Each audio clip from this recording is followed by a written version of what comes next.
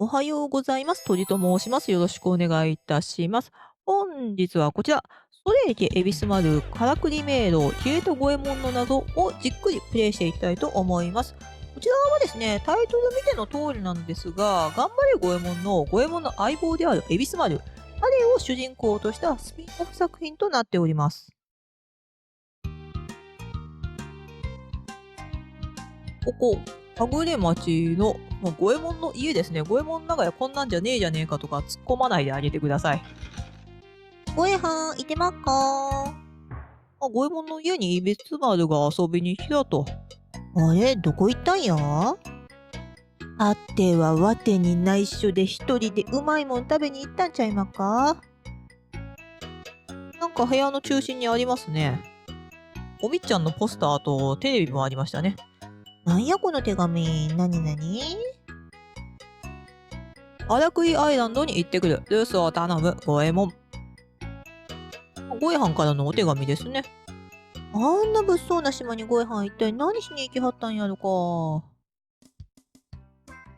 前は暇つぶしにゲームでもして留守番しといてありましょう。キラキラ道中かな？ BCM 的にはキラキラ道中ですね。スーファミがあるんだね、五右衛門の家。一晩明け画面も終わりもう3日経っても五右衛門は帰ってこないと。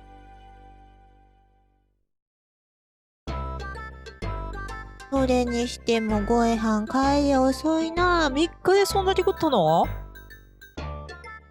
ほぼ丼物かな。なんかあったんとちゃうやろか。出前かな。五右衛門の家にこんなに皿あるわけないもんな。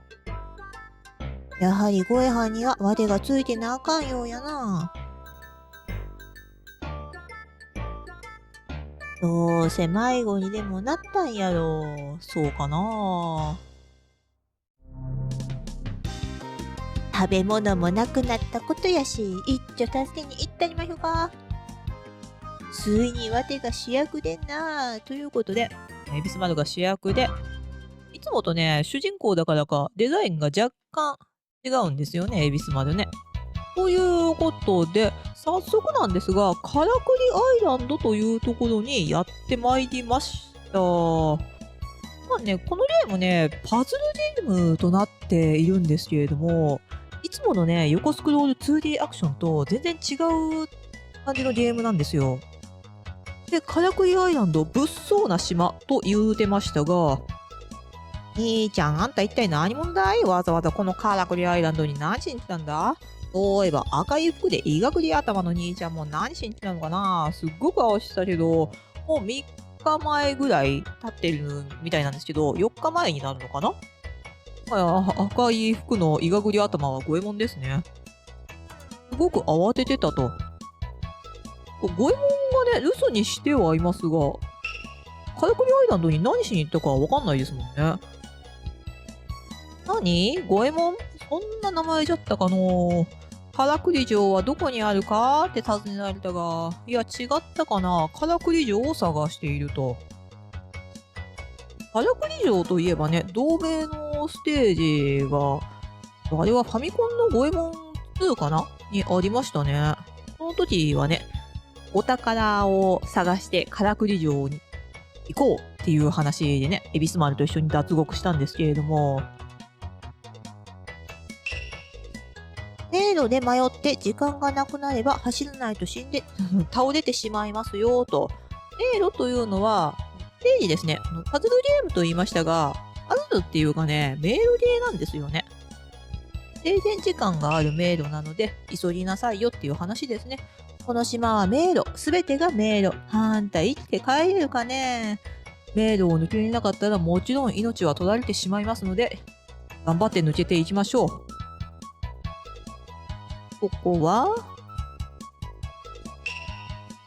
エジモンが作った人間大砲はボタンを押すタイミングによって飛距離を変えることができるのじゃ。人間大砲、アジーマシンみたいなのがあると。でもそれは物知りジジイ製じゃなくて、エジモンという方が作ったと。私、ダジャレ一筋40年。あれファミコンの五右衛門2にいたな、こんな人。ダジャレ一筋40年も経ってたかどうかわかんないけど。面白いダジャレ考えてあるね。道場へ道場。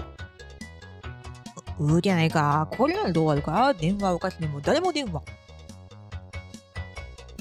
笑ってやった方がいいかな。ダメあるか。これはどうあるか。布団が吹っ飛んだ。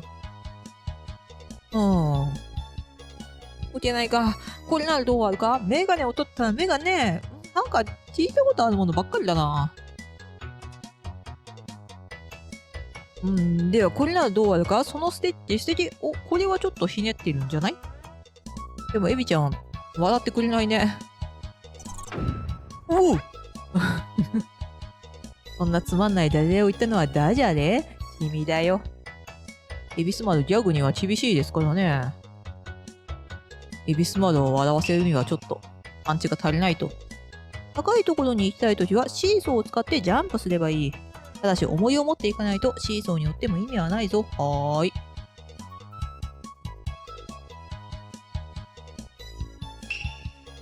エジモンが作った光穴に入るとワープできるって、よくわからない？とにかくその穴に入ったらわかります。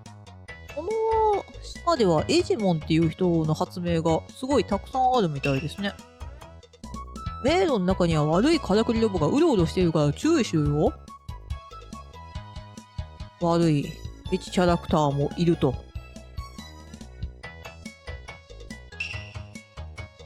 矢印の向きを変えるには赤い座布団にカーソルを合わせてボタンを押すのよと。迷路の進み方ですね。というような感じで、攻略のね、ヒント等もいただけるんですが、先ほどダジャレのおっちゃんがドタマバーンと爆発したんですけれども、この人たちね、この人ちょっとわかりづらいか。この人が今わかりやすかったかな。口の動きがちょっとおかしかったんですけれども、このからくりアイランドの住民はすべてからくり人形となっております。喋るからくり人形ですね。自分の意思をどこまでしっかり持っているのかわかんないけど、人間のようにからくりが暮らしていると。ただ、恵比寿丸があんな物騒な島って言ってましたが、どういう意味で物騒と言ったのか、人間がそもそもいない、誰が作ったのかもよくわからないというところで、物騒な島という感じの表現だったのか、わかんないんですけど、誰が何の目的で作ったかよくわからないからくりだけの島がからくりアイランドとなっております。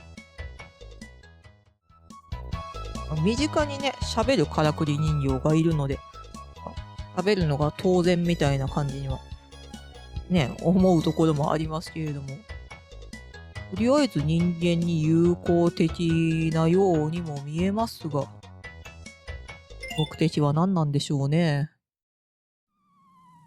ということで、ステージ1。こんな感じですね。恵比寿丸が勝手に進んでいくので、このパネルをうまいこと回して道を作り、恵比寿丸をゴールに導くというゲームですね。B ボタンと Y ボタンでパネルを回し、A ボタンでダッシュですね。X ボタンは一応パネルの移動ができるんですが、なんか適当な感じにパネルが移動するので、X は使わなくていいです。最初なのでね、簡単なステージがどんどん続きますが、これが後々、このステージなんかがそうなんですけれども、こんな風にね、道が正しくつながってなかったら、恵比寿丸が落下してしまい、残機が減ってしまうというような形となります。で、とりあえず道をガンガンつなげていきましょう。エビちゃんに追いつかれないように。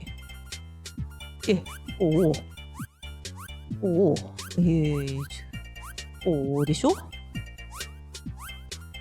最初はね、本当にシンプルなステージなので、地味なね、ゲームに見えるかもしれませんが、徐々に徐々に、エジモンが作った人間大砲であったり、何でしたっけ、ガディアナ砲のギミックも出てくると、ちょっと頭を使う必要が出てきて、で、やりごたえ抜群に、もうちょっと、ちょっと考えなきゃいけなくなりましたね。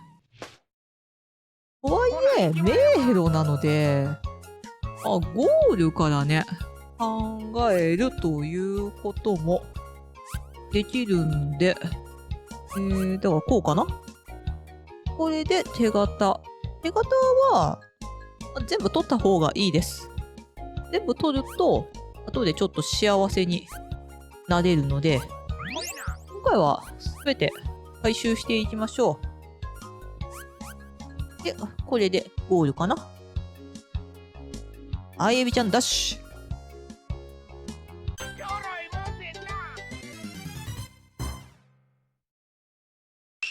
本作のエビスマルね、着物がね、黄色と青の2色でね、ちょっといつもよりおしゃれしてるんですよね。このカラーリングはね、このトレエビだけのものとなってるんですが、かっこいいのにね、かっこいいのに他作品では使われないんですよ。エビスマルだけじゃなく、このゲームね、ゴエモン1個が、エビスマルとゴエモン、そしてね、もう一人ね、達成がとある条件下で登場するんですけれども、3人ともね、いつものというか、いつものというと察しがめんどくさいんですけれども、よく知られてるカラーリングとは違うカラーリングのトリオの姿を拝むことが可能となっております。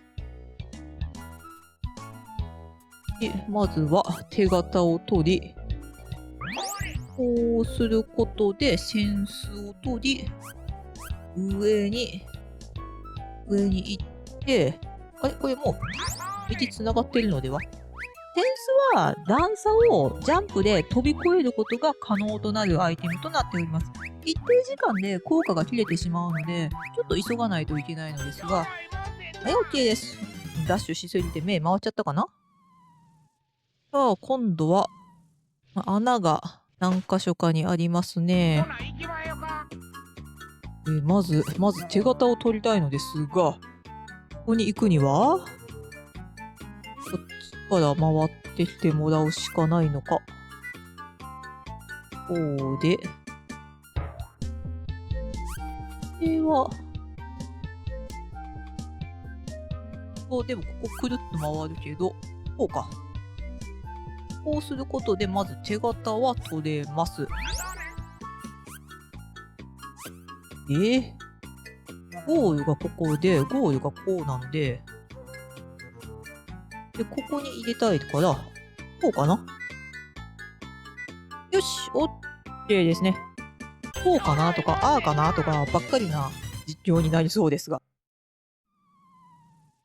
で、一つのエリアは全7ステージとなっておりまして、7ステージ目にはこのように、これコテマルエコノミーですね。エコノミーかな、コテマルがいるんですけれども、敵キャラクターというか、ボスキャラクターですね。コテマルが基本的にはいるんですが、コテマルを避けながら、頑張ってゴールに目指すという感じとなっております。エビスマルは攻撃手段を持ちませんので、なので、コテマルの動きをよく見て、相手を避けるように、当たらないようにダッシュを調整して、このようにね、進んでいきます。なんか大砲の音がしてコテマルがぶっ飛んだ。よっ。しまった。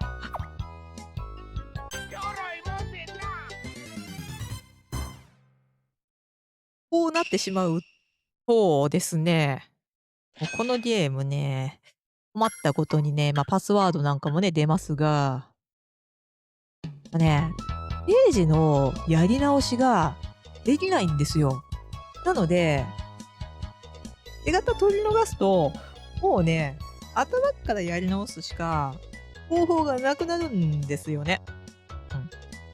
なので、やり直していきます。すいませんでした。敵を一気に倒すにはバネの力を利用しろよ、バネ。ただし加速がついくから自分の行き先を定めてないと危ないぞ。注意が必要だ。よく考えて使えよ。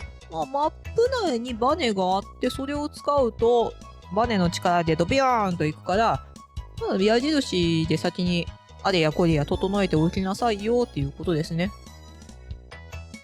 じゃあ今回も情報収集からやっていきましょう。ステージとしてはここだね。じゃあ一通り見てから。この先の店にはエジモンが作ったスロットマシーンとかいう機械がある。スロット。わしにはよくわからんが、何やら絵柄を狙ってみると、お金がもらえるそうじゃ。わしの知っとる男は777が揃って、37だね。星を抜かしおった運が良かったのか悪かったのか、それ五右衛門さんじゃないよね。なんか五右衛門さんが来てるような話はあったし、町人さんも五右衛門らしい人のことをあれやこれや話してたけど、五右衛門さん37出して腰抜かしたの。なんならお若いのを運試しに行ってみたらどうじゃな。もうじゃあ行ってこようかな、せっかくなら。それがここなんですけど、その前にちょっと一通りね、情報収集してからちょっと楽しみましょう。これ絶妙にね、なんか生きづらうて。入れないよ。あんた本物の人間だね。ここはあんたのような人間の来るところじゃないよ。一体何時に来たんだい？ということでね、この人たち全員からくりだっていうことはね、前回も話したと思うんですけれども、一体誰が何の目的で、人間が来るようなところじゃないって言うけど、この島の生活とかあれやこれやってどうなってるんですかね。なんですって？お腹空いたって？ここには食べ物なんて売ってないわよ。からくり人形ばっかりってことは、もちろん人間が食べる食べ物なんて必要ないですもんね。よろず屋に行けば何か売ってるかもね。でもからくり城に食べ物を運んでるのを見たことあるわ。人間がいるのかな？食べ物が運ばれるっていうことは人間が少なくとも何人かいるっていうことかな。見えた。からくり城ってのがあれですね。なんか田主さんもありますが、あそこにね、ポツンとお城があるんですが、あそこに食べ物が運ばれているという話なので、ここのね、住人たちであるからくりは食べ物なんて食べませんので、誰かのために運んでいるんだね。ここ話しかけましたね。そうか、食べないんだね、からくり人形って。そりゃそうか。ちょっと画質悪くて申し訳ないんですが、どうもね、相性が悪いのかね、ちょっとね、ちょっと我慢してください。鎧300両、敵に当たっても大丈夫。1個持ってるとちょっと幸せかなっていうやつなんですが、このゲームね、ミニゲーム等やるのにね、結構お金がかかるので、この辺で無駄遣いするよりは、そのミニゲームになんとかした方がいいような気もしないでもないのですが、時計500両になります。タイムがなくなっても助かります。ワンナップ。サービスちゃんですね。800両になります。冷やかしはお断りごめんね。でも、からくりメカたちでも、鎧等は必要なんだね。お金があったら、渡船屋で船に乗って離れ小島に行ってみな。そう、この渡船さんというのにお金が必要なので、あんまりね、よろず屋で無駄遣いしない方が良いかと思います。噂によると、昔からくり一族が隠した財宝が眠ってるらしいぞ。からくり一族。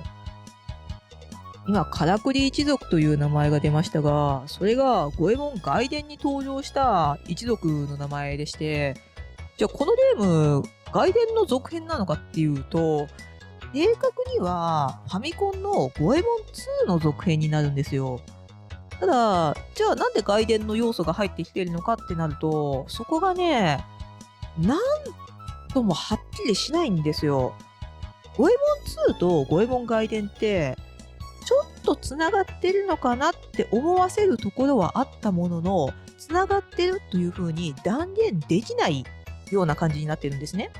恵比寿丸の設定等の問題で、つながってるって言えないような作品になってるんですよ。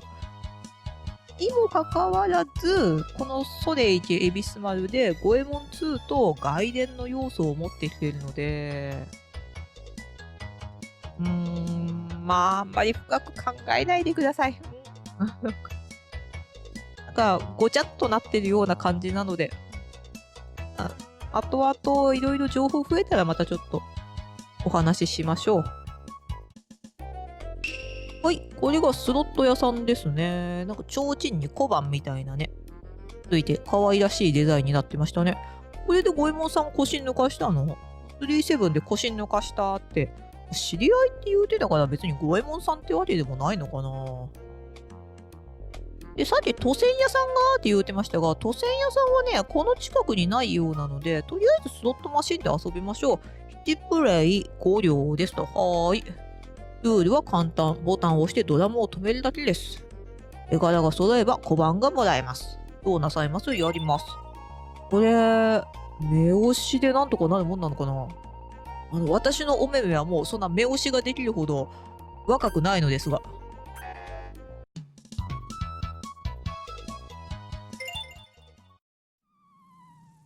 さあ、エリアにやっていきましょう。大砲がありますね。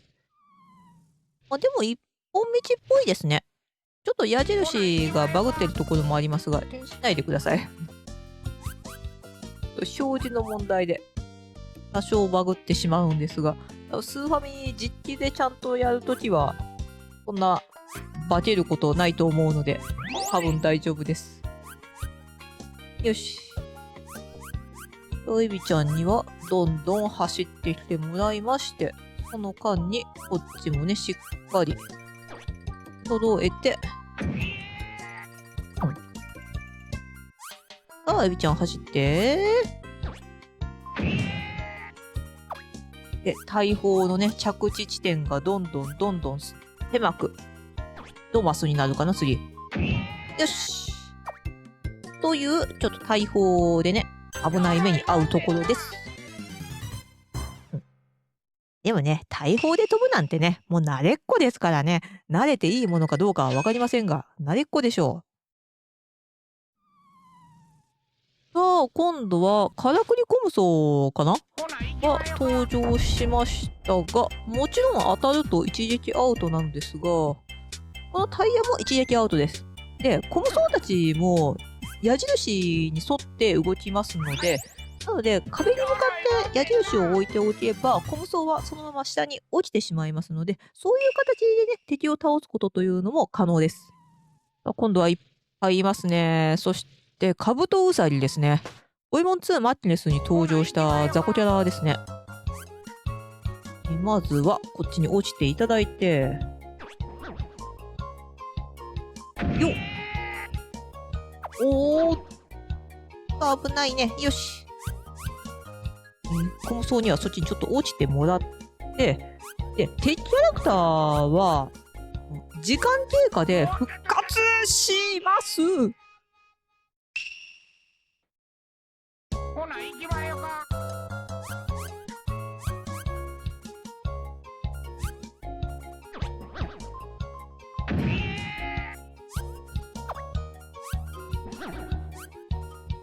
こうして、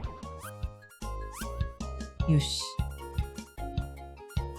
多分エビちゃんが戻る間に復活すると厄介なので、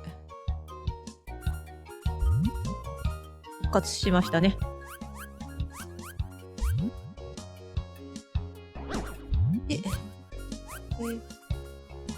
で、大砲で行ってもいいんですが、こっちに駒があるので、せっかくなので駒で行きましょう。駒は、このように敵を粉砕していきます。もちろん大砲で一気にゴールに飛んでも良いのですが、地続きのね、バレリーナで行った方が安全なので、バレリーナをおすすめします。今度は、センスと大砲がありますね。まずは、大砲必須ですね。嫌ですね。トマス。すいませんでした。よし。で、謎のスイッチがありますが、それを踏むと後ろからタイヤが追いかけてきますので、追いつかれないように、そしてぶつからないように、エビちゃんの移動を調節しながらゴールに向かいますと。よし。大砲がね、着地点が1マスしかないっていうところは今後どんどん増えていきますので、頑張ってください。お、バネですね。バネの力がどうのとおっしゃられてましたね、そういえばね。今日、バネの力で、バネの力のとこ見てなかった。じゃあ、こっちもバネの力をもう一回。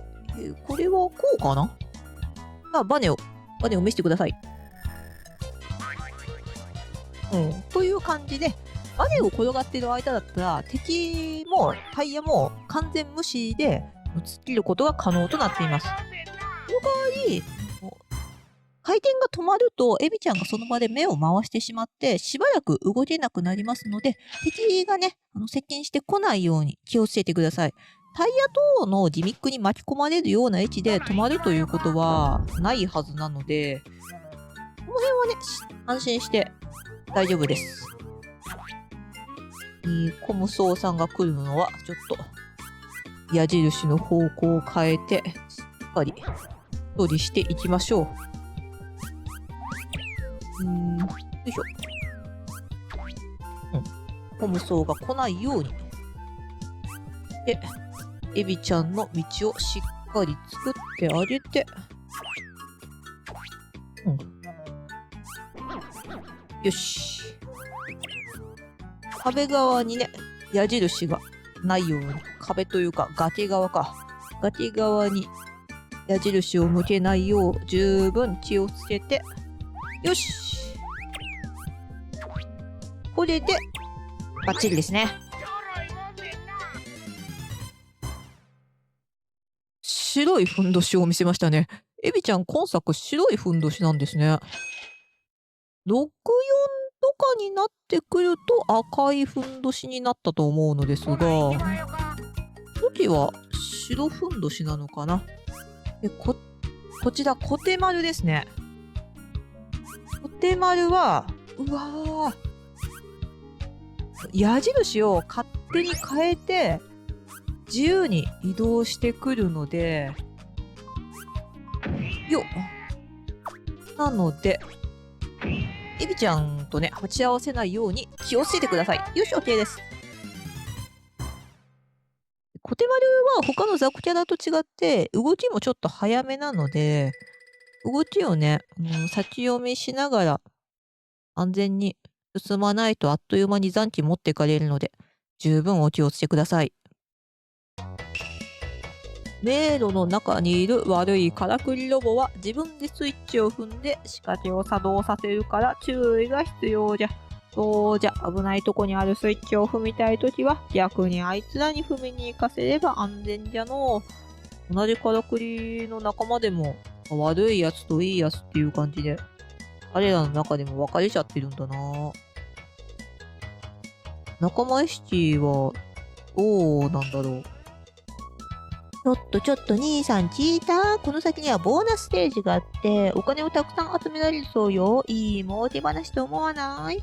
ただし制限時間があるらしいから、どれだけ集められるかは兄さんの腕次第だね。頑張っといで。ということで、これですね。この黄色いやつが、お金を稼げるボーナスステージとなっているんですけれども、最近夜になるとこの辺りに巨大な相撲取りのからくりロボが現れて街を荒らして困ってるの。お兄さんも気をつけた方がいいですよ。五右衛門さんがぶっ飛ばしたりとかしてませんかね？退治してくれるって？それは嬉しいけど、お兄さん本当に大丈夫ですか？相手は矢印を無視して進むんですか？そうですか。じゃあ五右衛門さんぶっ飛ばしていってないのか。で、これがね、都船屋さんとなっております。兄ちゃん、昔からくり一族が財宝を隠した島まで連れてくぜ。どうだい？人財産気づいてみる気はないか？からくり一族ね。ただしあっしは送り迎えをするだけ、命の保証はしませんぜ。私ちんは500両いただくけど、うまくいけば稼げるぜ。はーい。鬼ヶ島みたいなね、ところに連れて行かれるんですけれども。そして中は、で、これゴールにたどり着けないといけないので、なので、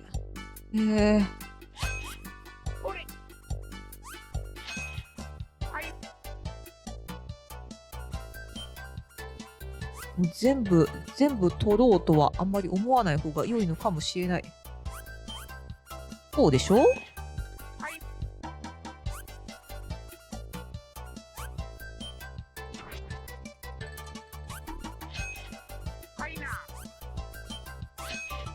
よし、全部取った。よし。これで何両になったかな？あれ？黒字になった？大して稼げてないのでは？財宝は見つかったかね？まあ、足には関係ないことさね。よし、ただ、ボーナスステージですね。やっていきましょう。間違えました。ごめんなさい。こちらです。ボーナスステージはゴールがありませんので、もう稼げるだけ稼いでください。シンプルな道順とはいえ、エビちゃんがダッシュしながらじゃないと稼げないよね。こうしてこっちに行ってもらって、こうして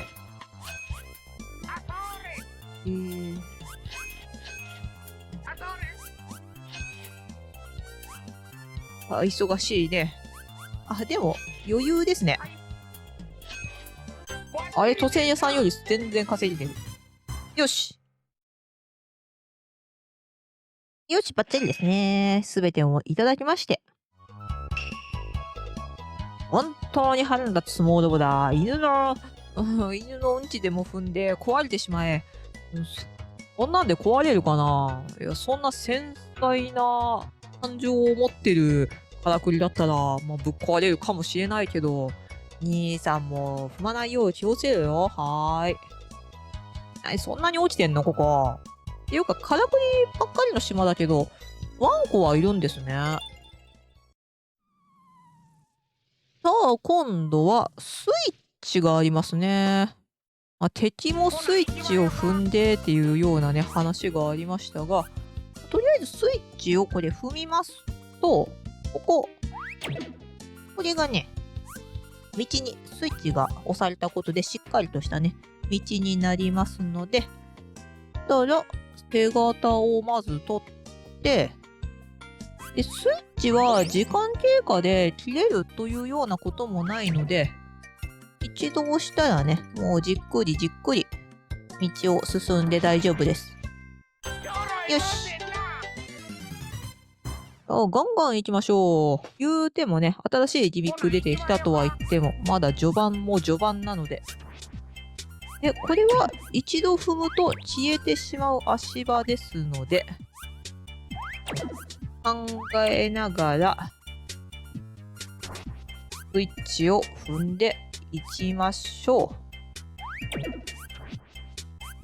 う。よし。これで、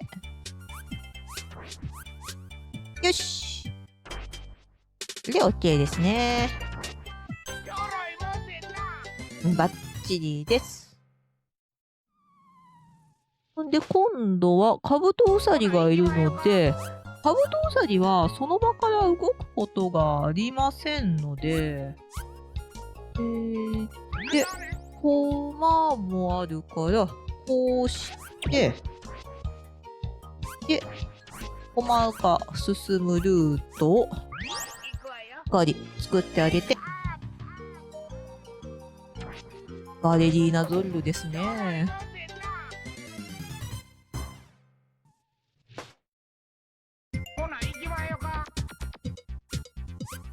ああ、また複雑になってきましたね。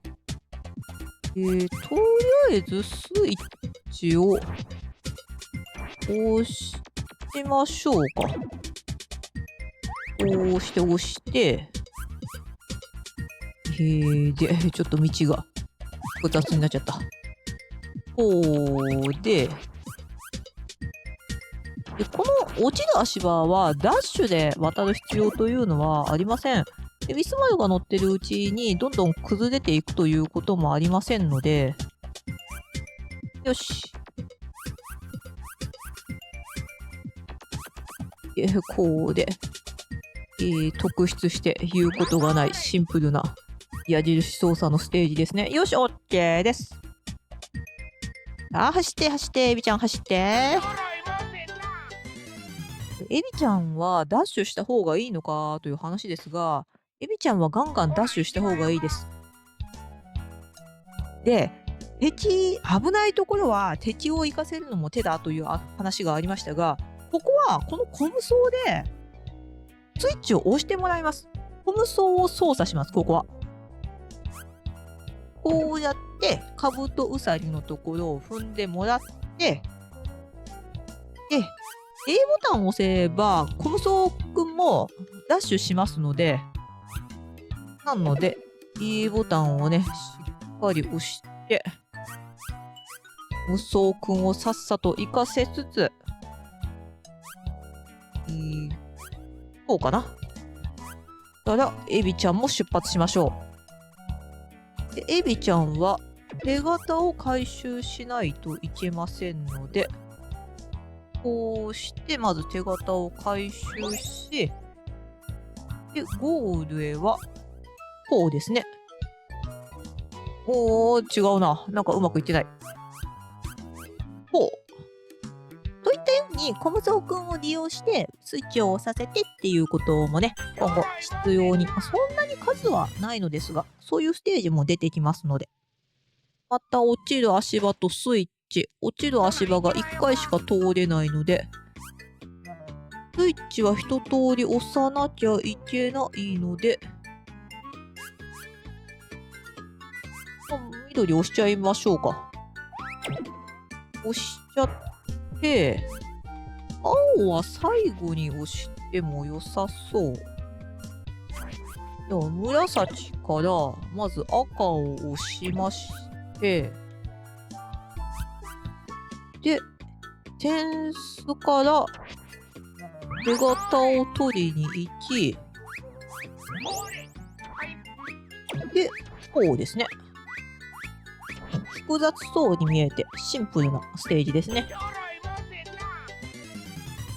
よし。順調すぎるエリア3のボスステージ。まずスイッチを押さないといけないんですが、とりあえず手形取っちゃいましょう。で、スイッチを押すためには、この重り、これを持った状態で、ここに行きます。そうすると、よし、落とした。コテマルを落としたので、この隙に。コテマルは復活するかな？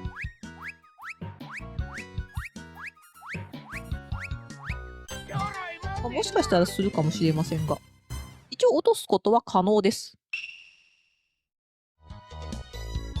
いるなぁ。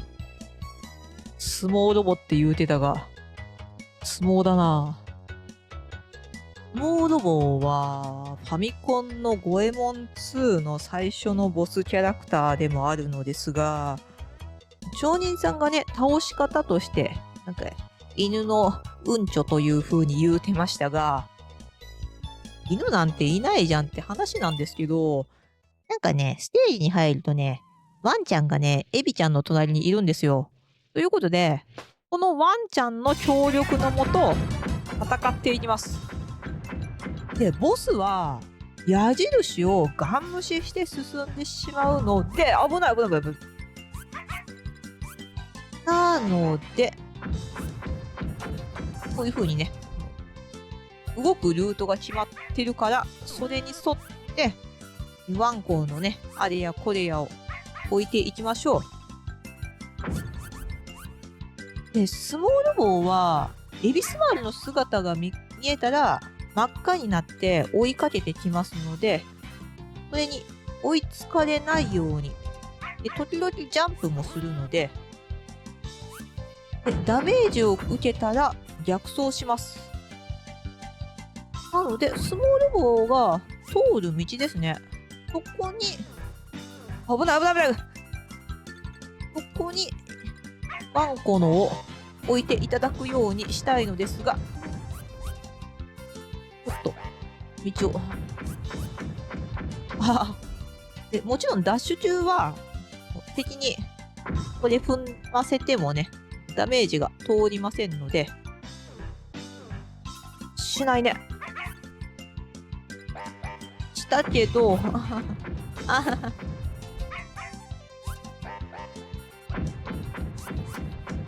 ワンちゃん急いで。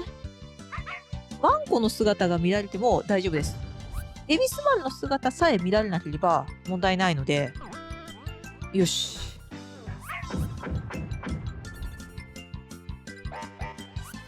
見られた。ちょっと待って、はいはいはいは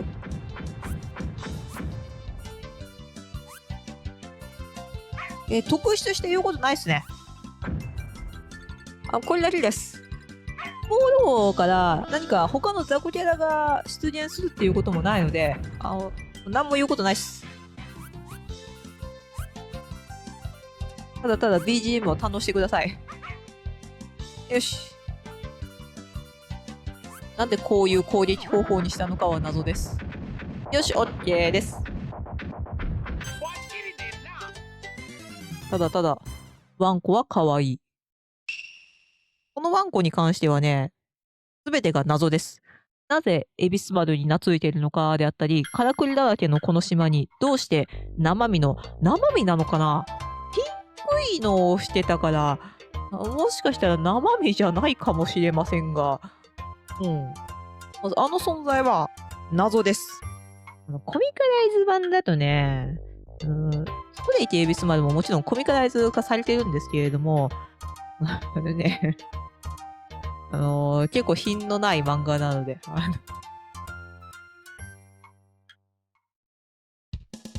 おはようございます。前回の収録から約1ヶ月ぐらい空いてまして、この間にね、ゴエモン2の方、急遽ゴエモン2をね、先に投稿した方がいいんじゃねえかっていうことでね、ゴエモン2を、いろいろやってたんですけど、なので、今回はパスワードからの再開をしていきたいと思います。エビちゃんがいて、今作のね、主人公ですから、バックにもソレイティエビス丸という風にね、デカデカとロゴが流れておりますが、そして、シリーズの主人公、ゴエモンですね。ゴエモンもこの島にいるはずなんですけど、未だに姿が見えませんね。で、からくり忍者のサスケに秘密特捜忍者の八重。この当時はまだゴエモンと良い仲だったと思うおみっちゃんですね。で、モノシリジジ。こちらモノシリジさんだけ3ではなくゴエモン2マッキネスのドットですね。ゴエモン3のじいさんって真顔っていうのがないんですよ。目回したりとか、ちょっと、あれなお顔しかないので、じいさんだけ2から来てます。で、なぜかいる鬼六。なんでいるんでしょうね、この人ね。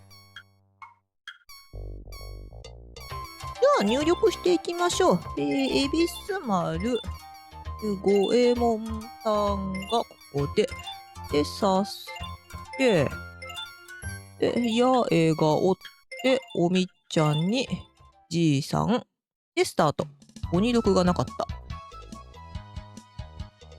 ということで、前回スモール棒を倒した直後のところからですね、動画的にはそんな時間経ってないというかすぐ後にね、公開されていると思うんですが、私1ヶ月ぶりぐらいのソレイティエビスマンなので、ちょっと操作が不安です。兄ちゃん、昔からくり一族が財宝を隠した島まで連れてくぜ。お、ありがてい。どうだい？人財産気づいてみる気はないかい？気づきます。ただし、あっしは送り迎えをするだけ、命の保証はしませんぜ。私は1000両、結構でかい金ですが、頑張れば稼げるので行きましょう。はーい。小舟に乗って、この鬼ヶ島みたいなところですね。さあ、ステージは、これゴールに行かなきゃお金もらえませんので、宝箱の取捨選択も大事になってくるのですが、途中黄色い濃いブロックが、なんか足場がありますが、あれがね、今みたいに電気ビリビリになるものなので、タイミングよくね、越えるようにしてください。これ大丈夫か？慎重に行こうね。慎重に行きましょう。慌てる必要はないんですよ。いや、多少慌てたいけど、これはちょっと待とう。よし。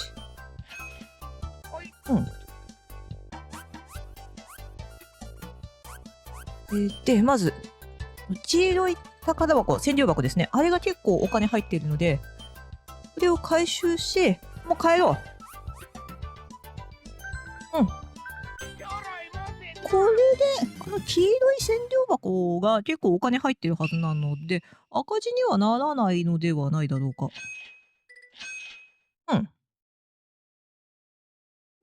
がっぽりですね。もう一度行って全部回収するほどでもないと思うので、さっき画面綺麗だったのにまたこんなになっちゃった。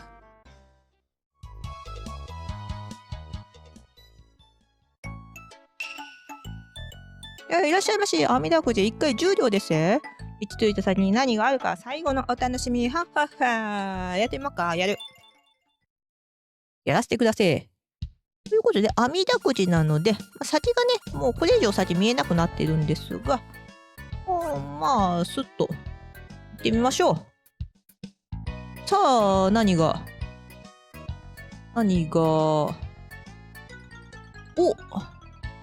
ドクロ、スカ、ワンナップと千両箱がありますが、スカはそのまま外れで何ももらえない。で、ドクロが所持金が半分になるという、めためたに重たいペナルティとなっています。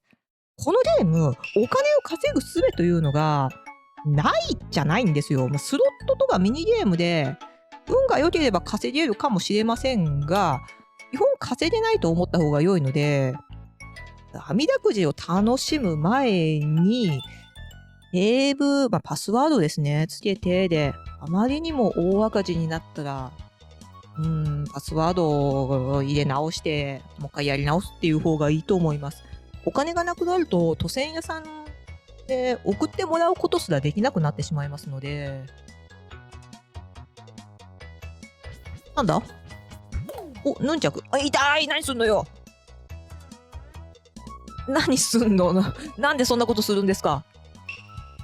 このカラクリアイランドの周りには財宝が隠された島が多いけど、私は長生きしたいから行きたいとも思わないね。そうだね。電撃ビリビリになっちゃうからね。行かない方がいいと思います。カラクリ人形だしな。電気に弱いという感じでいいんだろうか、カラクリ人形はこの世界も。超音波には弱かったりするんだけどな。カラクリ城？お前さん、あそこに行くのかい？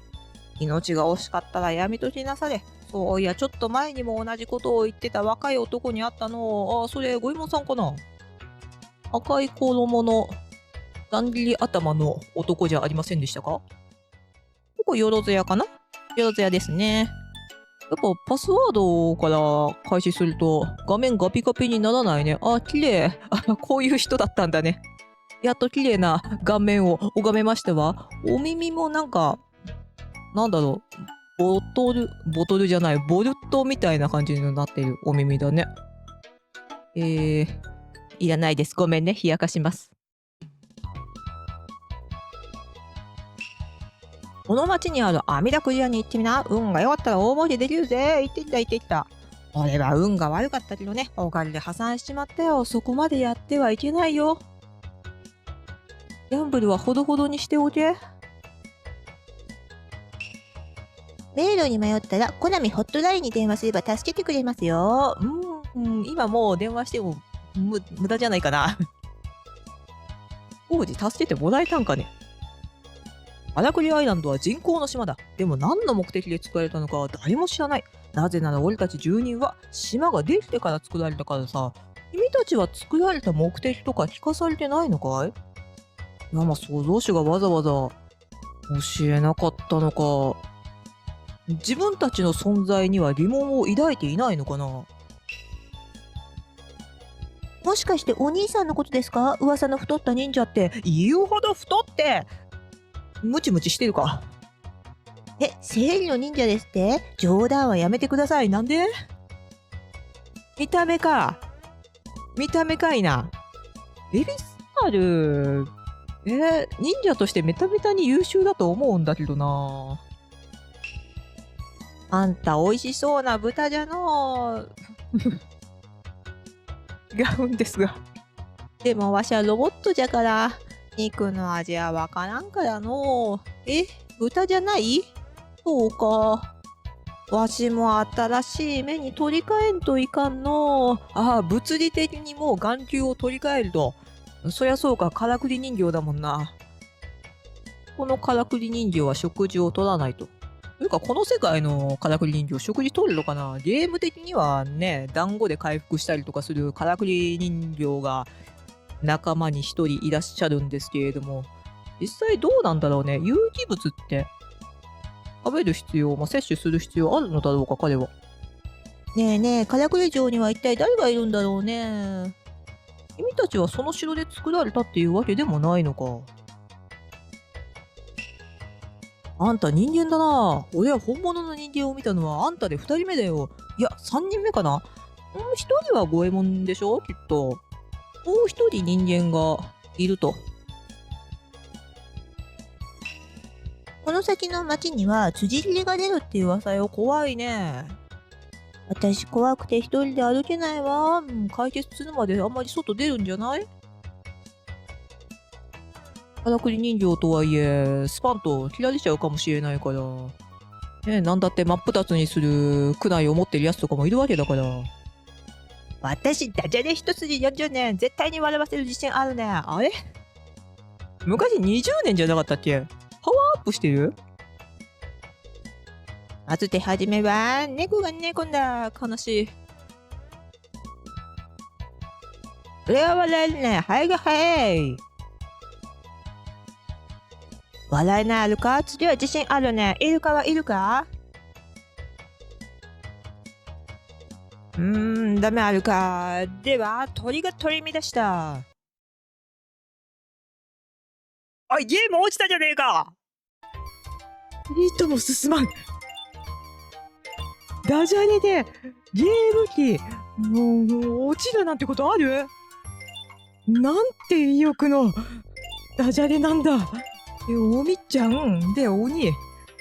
よし。あいつめ。おい、ダジャレのおっさん。もう。君のせいで、君のダジャレでゲーム落ちたんだけど。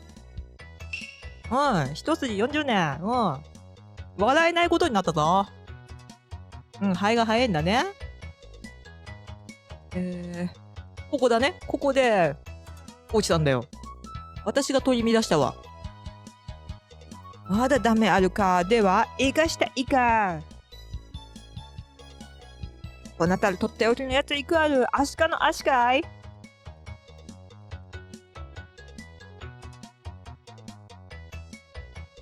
滑ったあるかじゃないのよ。あれと、まだステージ行ってないのに疲れた。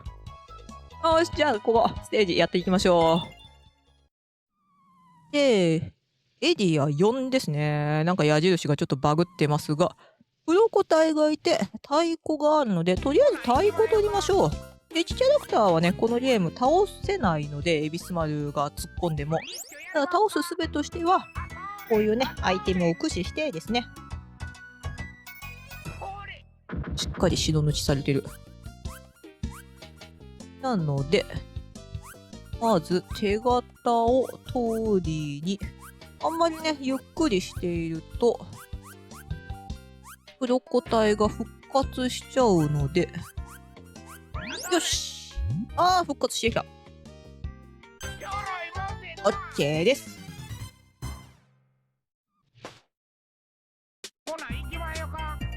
今度はバネがありますね。バネの力で一気に抜けていきましょう。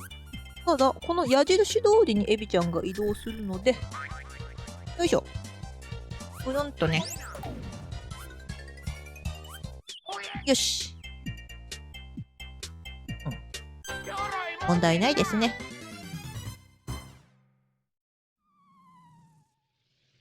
今度は、スイッチを押していかないとダメですね。順番に、まず、赤いスイッチから押しに行きましょう。唯一、道がつながってるのが、ここなので、よっ。まずこれを、こっち来ないで。で、紫の方がつながったので、こちらに行きまして、黒個体の一人が落ちましたね。で、つながったのは右下か。こっちがつながったので、こっちに移動し、で、最後、緑を押して、ちょっと、ゴールまでの道が、この子どっちに行くよ。こうして、これでダッシュ !OK です。もちろん黒個体にスイッチを踏んでもらうということもできるのですが、狙うのもね、難しいので。ここは狙わなくても黒個体がスイッチを押してくれそうな気もしないでもないが、とりあえず手形をなんとかして取らないといけないので、スイッチこっちも勝手に押しつつ、ちょっと手形を取りに行っちゃいましょう。おーっと。どうなる？ちょっと待って。よし。赤いのは押してもらった。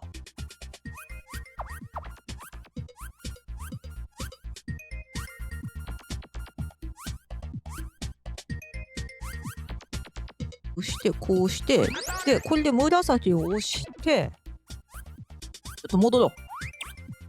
戻って、黒個体から離れて、よし！黒個体が2体重なってた。今度は、左下に太鼓があったんで、とりあえずそれを、無理はせず。よっ！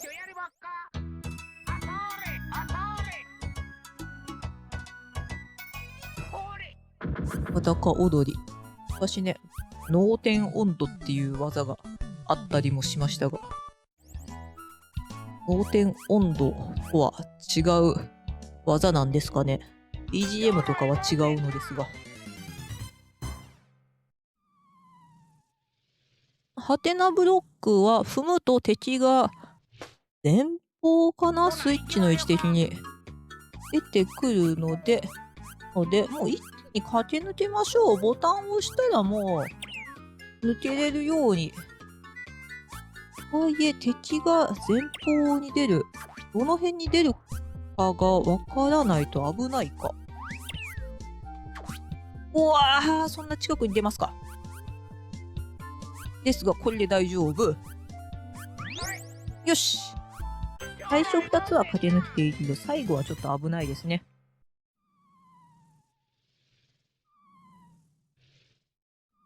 さあ、エリア4、最終面。パネルがないので、一本道ではあるけれども、敵を避けながら、しかも後ろからも追いかけてくるので、交わるときにぶつからないようにスピード調節しながら、ぐるぐると行きます。ただ、あまりゆっくり移動しては、追いつかれるので、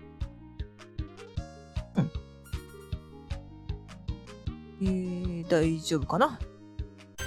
よし、OK です。黄色いステージ、ボーナスステージですね。お金を稼げるチャンスなので稼ぎましょう。ここはゴールがないので、じっくり稼ぎたいけど、全部回れるかな？全部回るためにはね、それなりの速度も必要になってくるので、こうして、まずそっち取ってきて、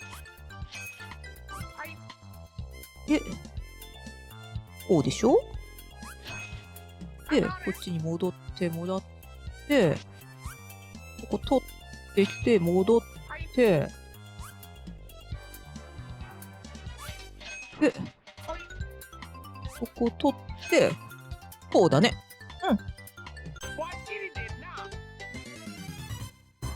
完璧ですね。そりゃお尻も出ますわ。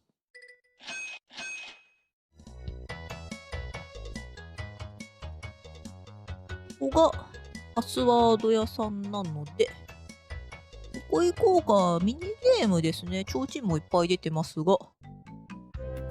どうだい兄さん、サイコロで勝負しないかい？なーに、ルールは簡単さ。サイコロの出た目の合計が偶数なら超、奇数なら半ということで、今回大小ではなく超と半での賭博ですね。どちらかにお金をかけるだけだ。当たれば掛け金が倍になる。ただし負ければ掛け金はいただくよ。さあ、どうする？勝負するかい？もう1回ぐらいしましょうか。10両と100両しか選択できないのですが、これもね、ペグってなると、結構運も時間もかかるので、勝負！私いつも大を選ぶんだけど、今回超と半だからね、半かな？超！結構です。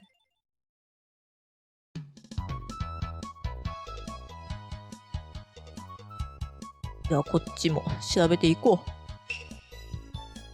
どういう条件であれガビガビになるのかな？私のロムの問題なのかな？なんだろうな。実機でやってもこうなるんだろうか。私、ダジャレ一筋40年。今回は食べ物シリーズでいくね。頼むぞ。プリンをくりなては知らんプリン。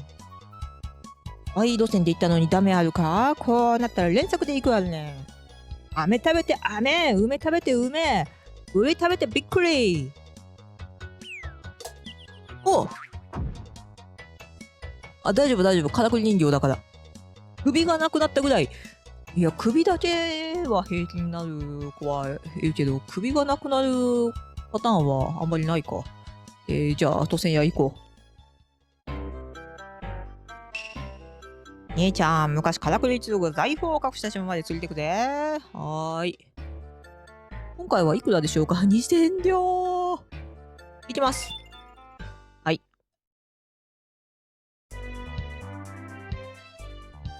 だからね、阿弥陀くじとかでお金、所持金なくしてたら、2000両なんてね、手が届かなくなってしまいますからね。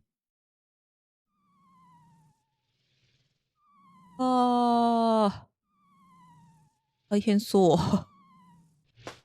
まず大砲がありますね。大砲で、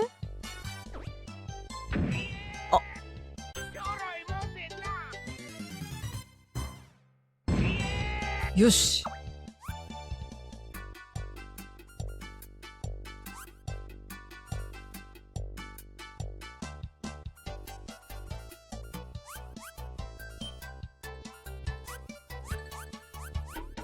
こうで、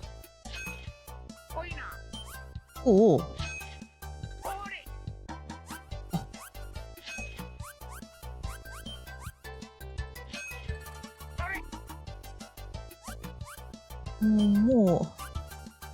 もう無理か。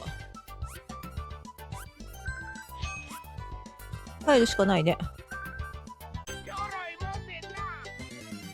そういう診療箱ある方を先に頑張るべきだったな。まあ、ちょっとだけ気持ち黒字かな。いいっても稼げないので、これでよしとしましょう。この前サイコロで勝負して大儲けしたぜ。お、すごいね。あんちゃんも勝負したらどうだい？そういえば横にいた赤い服でいがぐり頭のあんちゃんは大負けしてたな。何してんの、五右衛門さん。いや、まあ、多少の息抜きは必要かもしんないけど、何しちょんの？最近暴走したからくりロボたちが釣り切れをやってるという噂じゃ、怖いね。若いの気をつけていくのじゃと、君たちも見た目はお年寄りだけど若いんじゃないの？このからくり、いつぐらいに作られたんだろう。そもそもこの人工の島という話でしたが、いつ作られたんだろうね。恵比寿丸が噂を知ってるっていうことは、結構経ってるのかね。じゃあ、エリア5。電撃の床が出てきましたね。パネルがないから、A ボタンで調整するだけのステージですね。よいしょ。雷がね、出てくるタイミングとかもね、しっかり把握しつつ、そして、空飛ぶ絨毯ですね。空飛ぶ絨毯がちゃんと設置されているときに、一気にね、走らなきゃいけないので、よいしょ。これはちょっと絨毯を待ちますか。絨毯を待った上で、ぐっとね、走って、よっ。ちょっと電撃を待ちましょう。OK です。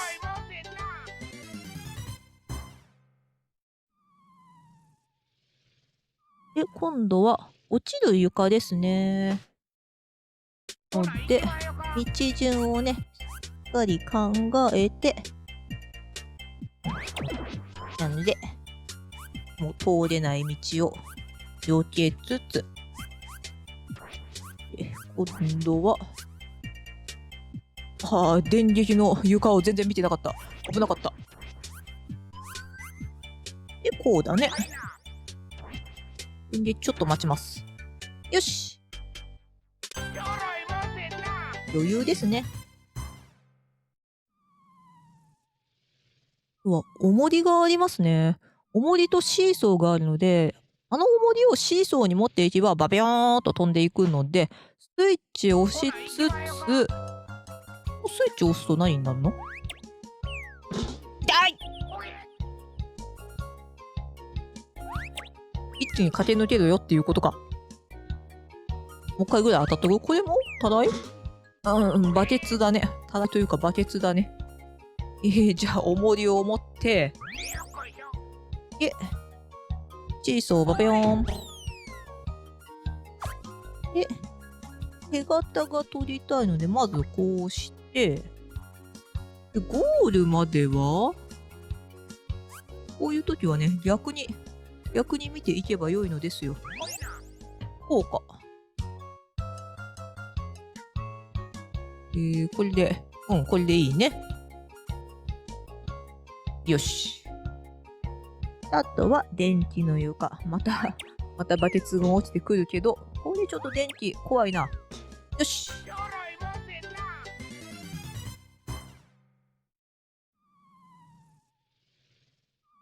絨毯かな。ボタンを一通り押して行く必要があるけど、そのボタンを押すには絨毯が必要なので、もうダッシュすればよかったかな。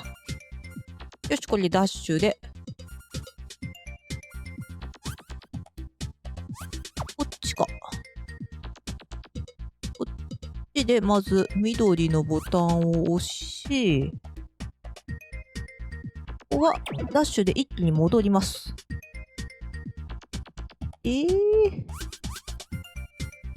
まっすぐにすると、青いボタンと、よし。で、ここで手形を取りまして、で、こうだね。絨毯を帰ってくるの待って、押して、ここに帰ってきたいから、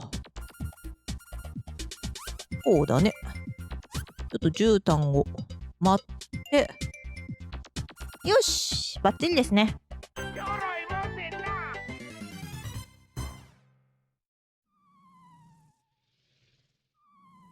フェンスがある。ボタンを全部押さなきゃいけないけど、押すためにはセンスでぴょんぴょん飛んでいかないといけないので、とりあえずここは一気に抜けちゃって、これは、どうだろう。まず上の段から行こうかな。よし。ダッシュダッシュ。エビちゃんダッシュ。大ダッシュ。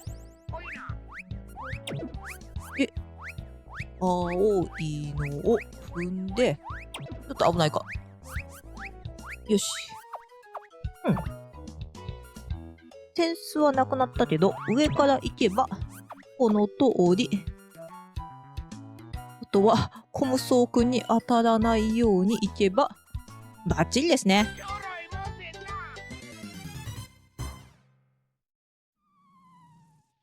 またセンスがある。センスを取って上の段に行けと。とりあえず手形だね。手形を取るためには、こうかな。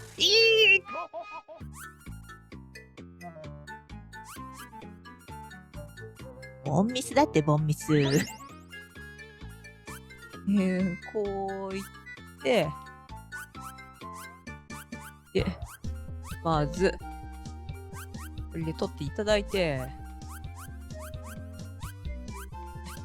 こっちを戻して、で、登っちゃえば、もうあとはじっくり行って大丈夫だから、よいしょ。大丈夫大丈夫ね。よし。一回倒れたけどね。お、また、パネルのないステージですね。お手丸が後ろから追いかけてくるので、電撃を食らわないように、ダッシュして、電撃のタイミングが、手丸も避けながら、よいしょ。おっとっとっとっとっと。そんな怖くないね。よし、一気に抜けよう。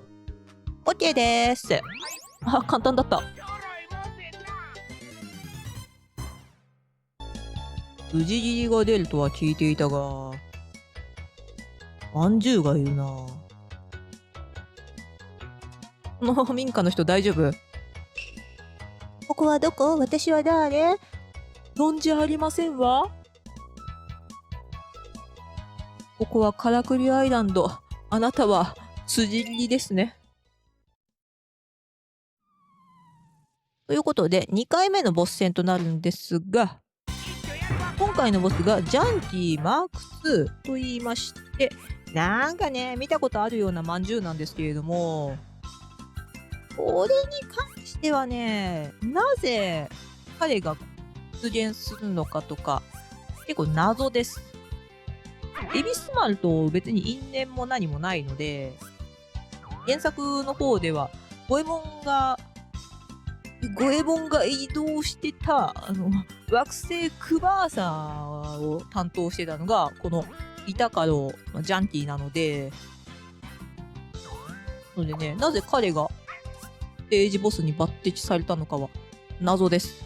ただ倒し方としては、ピンクのね、これを踏ませるだけなので、で、ちっちゃいジャンキー、イタカロというキャラクターなんですけれども、彼らもワンちゃんので倒すことというのは可能です。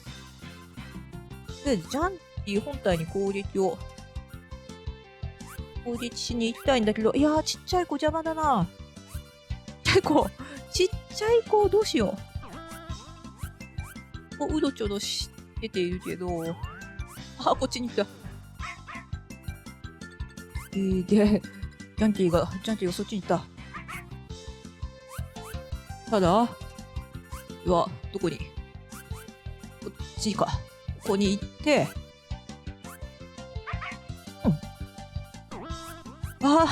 ちっちゃい板がいっぱい。大丈夫です。どうして彼が抜擢されたんだろう。今度は3000両になりました。赤い。ステージクリアでも多少お金もらえるとはいえ、3000両もね、焦れないので、ステージクリアでは。黄色い千両箱だけ狙っていきましょう。パネルも多いので、ちょっと、辛いね。これをさ、ぐるぐる回すの、大変じゃないかっていう話なんですけど、電撃が、時に行って、ちょっと、電撃、もう一回。当ててね、エビちゃん。もう一回電撃行ってもらって、こっち。これが最後かな。エビちゃん、ダッシュ、ダッシュ、ダッシュ。あれ、黒字にもならないし、赤字にもならないしの、何の成果もないんじゃなかろうか。財宝の島もどんどん難しくなってきましたね。で、もう新しいステージなので、じゃあ、ちょっと休憩挟んでからこっち進んでいきましょう。見るからに難しくなってきてますが、これが、ワープになるんですが、今こっち、左から入りますと、このようにね、エリちゃんの進行方向ですね。進行方向はワープから出ても変わりませんので、なので、こんな感じでね、入ってあげると、大砲の方に行きまして、大砲置かない。というような、よし。よくはなかったよ、エビちゃん。またワープがいっぱいありますが、もちろんなんですが、敵もワープします。コムソー君とりあえず全員落としましょう。で、これは、まずこっちから入り、そうすることで、緑に入れるので、緑に入って、で、まず手形を取って、戻れるかな？間に合うね。もう復活できたけど大丈夫。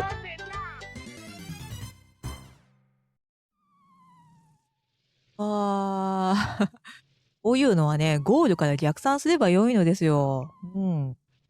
つまり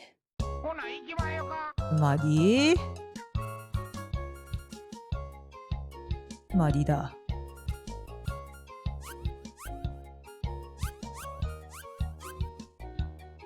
こうか？いや、違うわ。だから、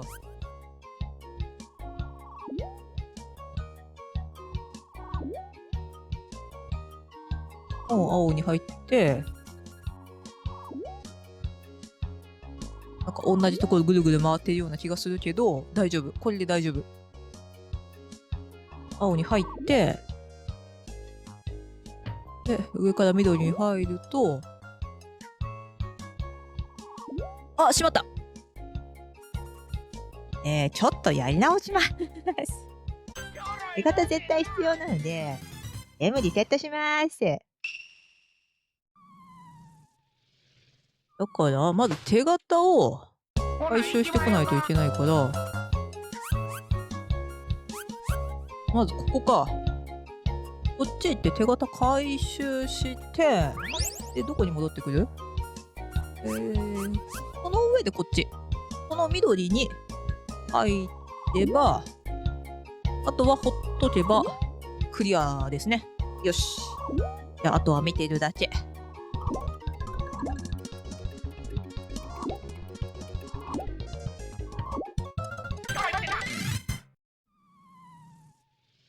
また複雑そう。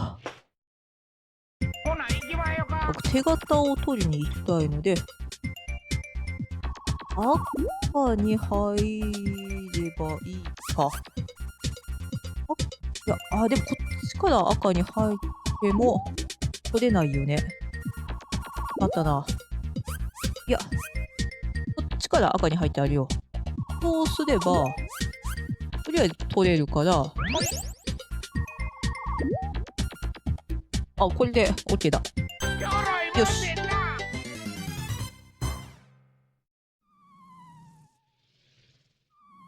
おい、頭を使いますなぁ。とりあえず青に入って、入るのはいいんだけど、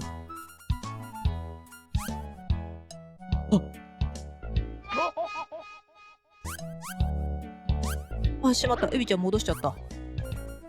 エビちゃんを戻しちゃったが、結局またここに戻ってくるから、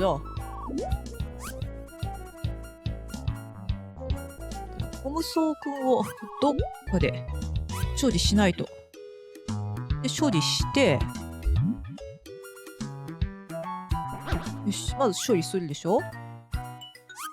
で、処理に入り、ゴムソウくん落ちてもらって、全然違うとこに行ったけど、でも結局戻ってくる。大丈夫。うん。緑にそっち方向から入ってもらえればクリアなので、よし。OK です。複雑。最終面も近いので、このゲーム全7エリアなので、短い時間では考えがまとまりませんよ。どっちから入ればいいのかっていうのは。ただ、手形はこれで手に入るから。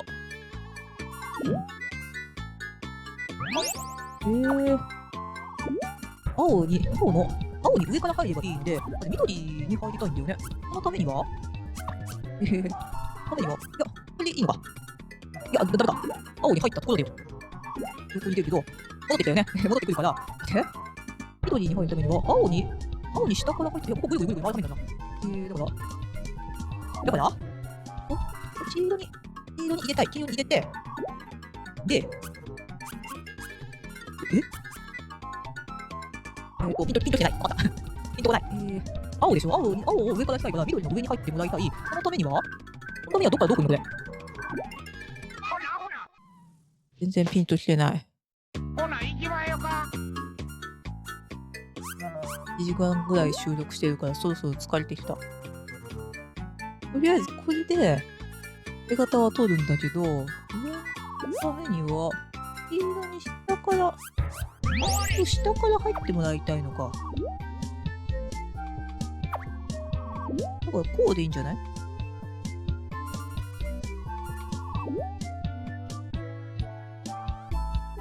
いや、ダメか。だから緑に横からこうだ。黄色にこっち側から入ってもらえばここに出るから、でこっから緑に上から入り、それでこれで OK だ。 OK です。難しい。ワープあるよね。やっぱワープありますよね。そうですよね。ワープがある上で道のつながりはどうなってるの？とりあえずワープに入りましょうか。丸が怖いな。まず入ったことで、待って、よし。簡単だった。す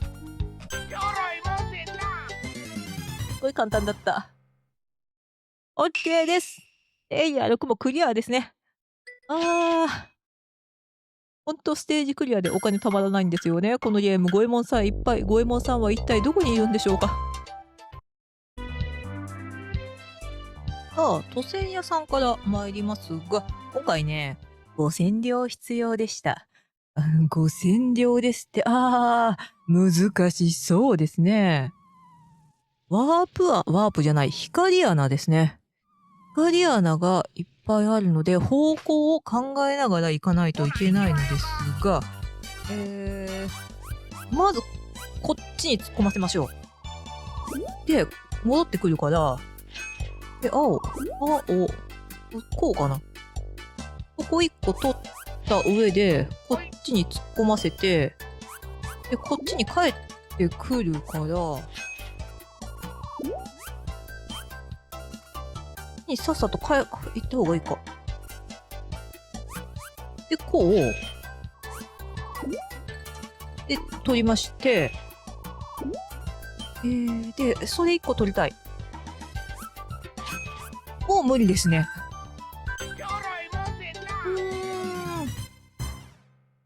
どうでしょうか。金が6000だから、一応黒字ですね。やったね。では、街一通り見ていきましょう。といっても4軒しかないね。お城では巨大なからくりロボを作ってるって噂だぜ。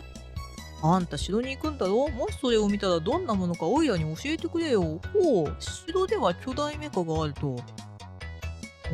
途中にいたスモーロボやジャンティなんかも誰か作った人間。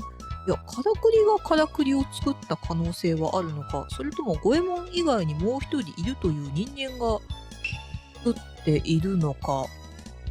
昨日も人間がからくり城に入っていったけど、まだ出てこないね。あれ五右衛門さんかな。赤い装束の男とかの情報はないけど、五右衛門さんが昨日入っていったんだとしたら、恵比寿丸が早いのか、五右衛門が遅いのか。いや、そもそも、スモーロボやジャンティみたいなメカがもっといっぱいいたけど、五右衛門が一通りぶっ飛ばしているから、恵比寿丸はスムーズにいけただけで、五右衛門はもっと苦労してここまで来ているのかもしれませんね。五右衛門が見逃したというか、遭遇しなかったからくりが、恵比寿丸がしっかり戦ったっていう感じなのかな。からくり城はこの先じゃよ。はーい。もうすぐだね。あ、見えてますね。あそこにお城がしっかりありますね。よろずやはね、特に何もなかったので、じゃあここ、大夏ステージですね。やっていきましょう。手形がある。手形がありますので、絶対に手形取らなきゃいけないんですが、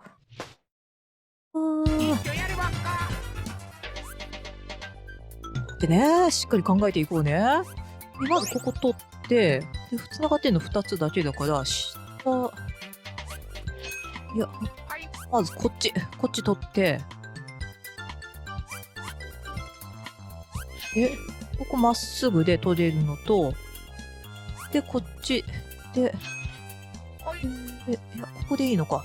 こっから下に行けば、こっちに来るから、で、こうで、まず取って、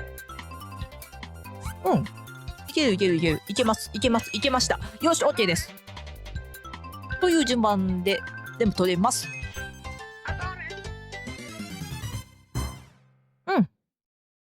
OK です。あ、お金9999両マックスに行きましたね。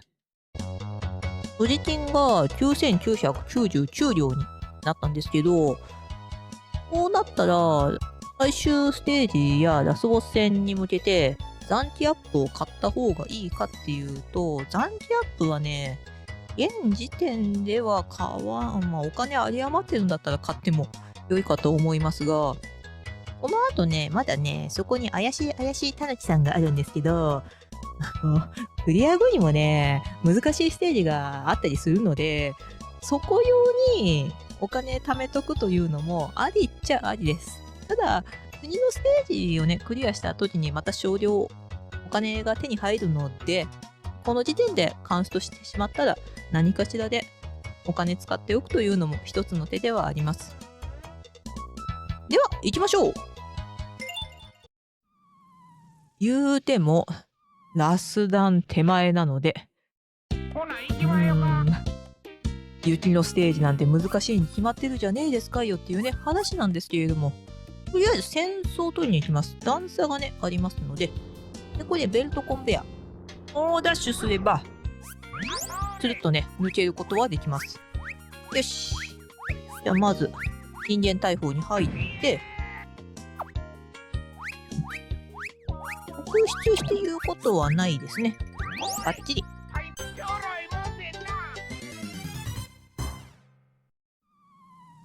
わー、いっぱいいますね。で、ゴール前にカブトウサギがいるので、何かしらで処理しないといけないのですが、とりあえずコムソー軍ちょっとどかしたいですね。この辺落ちてもらって、落ちててもらって、まず手形取りましょう。手形を取った上で、こっちから入らないと奥に行けないので、入りまして、で、これを押すと大きなタイヤが落ちてきます。このタイヤも矢印パネルの方向にしっかり進みますので、これでうさぎかぶとをね、ぺったんこにして間にゴールします。大丈夫かな、ぺったんこ。いや、でも彼もきっとからくり人形のはずだから大丈夫だろう。からくりでもぺったんこは無理か。今回はエビちゃんを進めずにポムソーくんですね。ポムソーくんを入れなきゃいけないので、こういうところはね、ゴールから逆に考えればいいんですよ。ということで、なので、つまり、こっちに入って、こうで、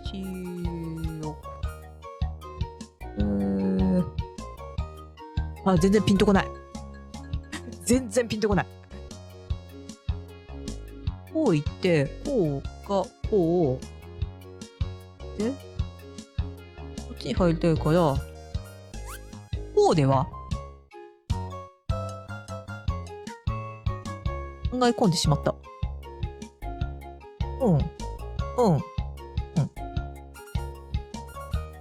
こうですね。パネル一つ変えるだけでクリアできるんですね。最初のパネル1枚だけでいきます。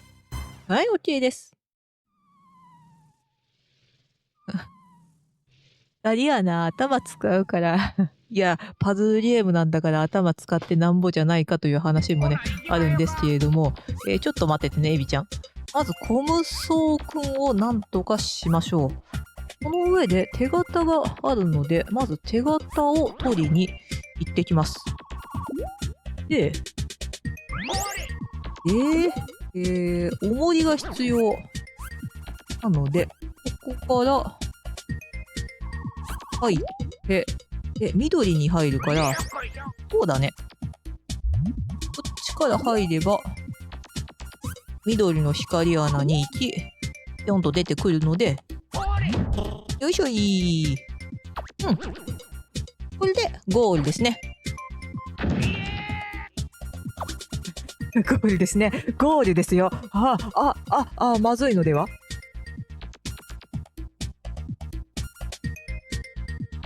まずいのでは？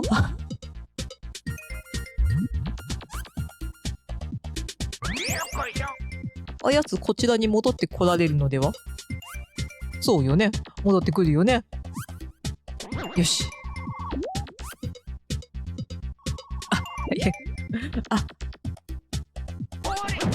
よしと、戻ってきた。一応2回チャンスがありますね。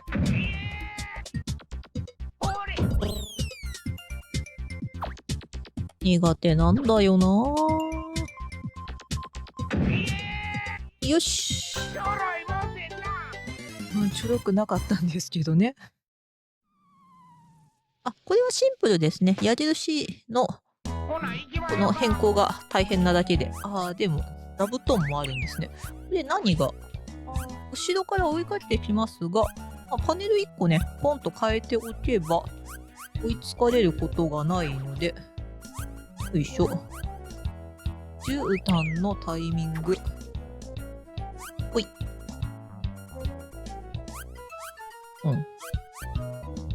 何も恐ろしいことがない。じゃあ、ゆっくり矢印を整えて、絨毯のタイミングをちょっと待ちましょう。よし !OK です。ここはちょろいですね。大砲さえなければ、こんなもんですよ。今度はまた、コムソーくんをどうにかしてだね。ただ、黒子がこっちに来るとめんどくさいので、黒子は落ちてもらおう。で、コムソーくんがさっきそっちに行っちゃった。大丈夫か？いや、でもコムソーくん帰ってくるな。だから、こっちに入れたいから、こうだな。コムサくん急いで。黒子が復活するとちょっとめんどくさいので、一応手形。うん。よし。で、エビちゃんはちょっと安全な場所にいてください。それで、コムソウくんがスイッチを押したら、コムソウくんどっち行くかな。あ、帰ってしたら、抜きましょう。よし。じゃあ次、最後のステージですね。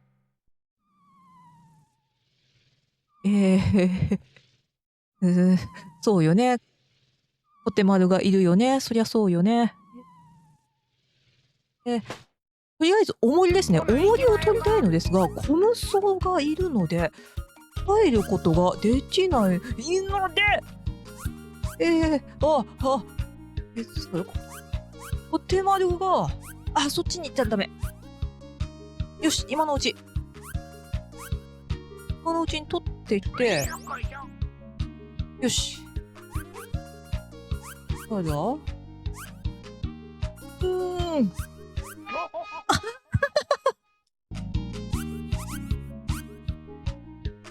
テマル邪魔だな。よし。これで取って、これはこっちに来ない。こっちに入っちゃう。よし、今です。抜きます。こっちのコテマルだ、問題は。こっちのコテマル落とせないかな。ほう。よし、落ちた。よし、じゃあこれでスイッチも押して、こうですね。OK です。2回倒れましたが、途中ボンミスもあって2回倒れましたが、クリアです。やってきました、からくり城。ここが五右衛門さんが昨日入ったというからくり城ですね。五右衛門さん来てるはず。でも昨日入ったんでしょう。昨日入って五右衛門さん、何してるんですかね。接待でも受けてるんでしょうか。そもそもね、なんで五右衛門がここに来たのかもね、分かっていませんからね。賭博やったりとか、なんかいろいろ、寄り道もしながら進んでたらしいですけど、五右衛門さん。五右衛門だ。孫うことなき五右衛門だ。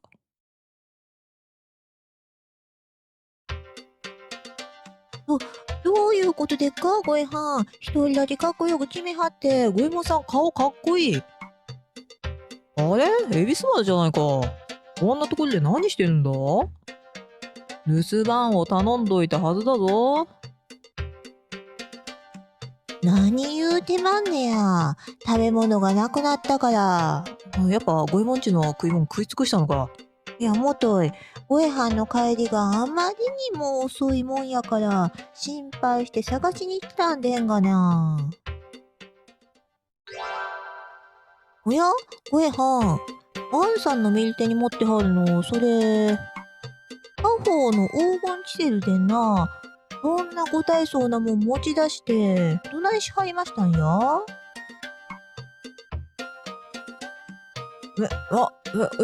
もう家に置いておくと心配だから持ってきたんだ。ほんまでか。いつも家に置いてあるのに怪しいでんな。いつも神棚にね置いてあるはずなんですが、しかももう片方の手にもいつものキセル持って。だってごえはん、あんさんわてに隠し事してまんな。バカ言うな、恵比寿丸。俺がお前に隠し事なんかするわけないだろ。俺たち相棒じゃないか。お顔が怪しいんだけどね。そんなことより腹減った。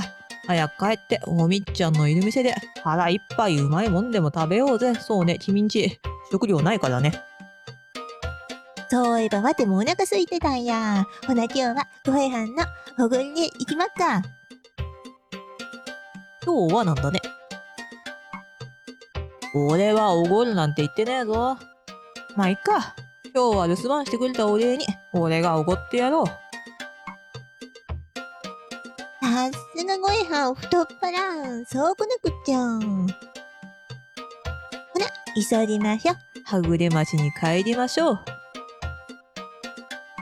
相変わらず調子のいいやつだな。思わず黄金地点に気づかれた時は、危うく俺がドジったのがバレるかと思ったけど。しかし、恵比寿丸をごまかすには、やはり食べ物の話をするに限るな。おまけにあいつがのどまだったから、俺の間抜けな姿を見られずに済んだ。危ねえ危ねえ。がっつり隠し事してるね、この人。さて、ごえはん、なんか言わはった？恵比寿丸がどうとかこうとか。何も言ってねえよ。さあ、急ごう。おみっちゃんが待ってる。なんか怪しいでんな。ということで、怪しさ満載の五右衛門さんでしたが、五右衛門の秘密を知るためにはもっと早くクリアしよう。目標は28万点だ。ということで、久しぶりだね、サスケ。前回五右衛門2でファミコンやってたからね、君出てこなかったからな。ということで、ここでね、ゲスト出演的な感じなんですけれども、サスケが五右衛門の秘密を知るためには、目標28万点を取れということをね、教えてくださるんですが、リザルト画面で合計の得点というのがどんどん蓄積されておりましたが、あれが28万点ないと、真のエンディングを見ることというのはできないんですよ。で、この28万点を取るためには、とにかく早くクリアすることですね。五右衛門さんも先ほどあいつがノロマだったからって言うてましたが、ノロマだと五右衛門のドジを踏んだ姿というのが見れないんですよ。なので、高速でクリアしていきます。よーし。ということで、今回はね、30万点ほど集めましたので、これで、五右衛門さんのドジを踏んだ姿、五右衛門さんの秘密ですね。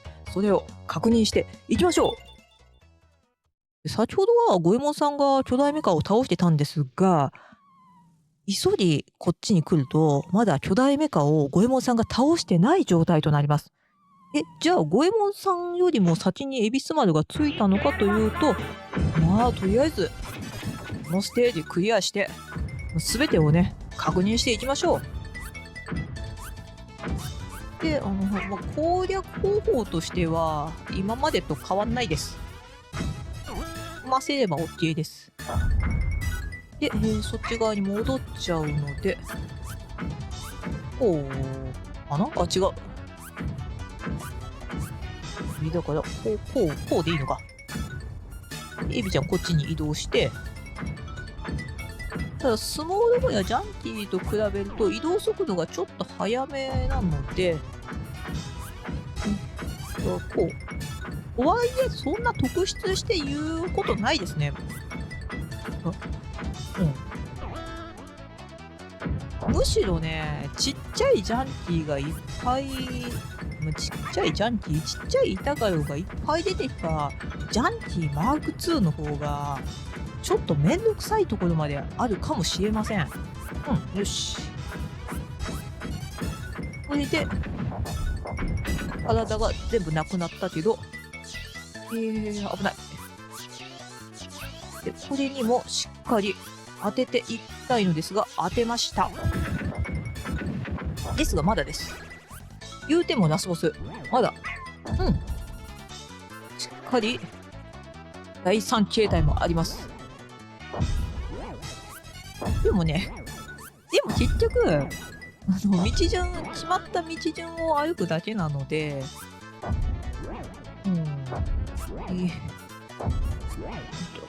そうだな、特筆して言うことないな。バトルゲームでね、ボス戦をやるというのは、ボスにダメージを与えて倒すというのは、なかなかにギミック作るのも難しいとは思うのですが、とはいえ、シンプルすぎる、動きが単純すぎるから、ちょっと歯応え等はないかもしれません。さあ、踏んでください。はい、OK です。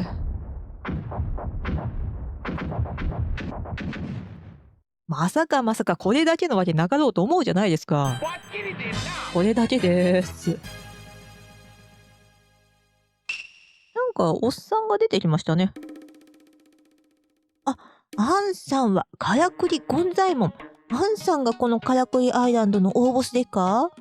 知り合いですね。またしてもお前らに、ファミコンの頑張れゴエモン2で、お前らにわしの野望を破られて以来、苦節7年。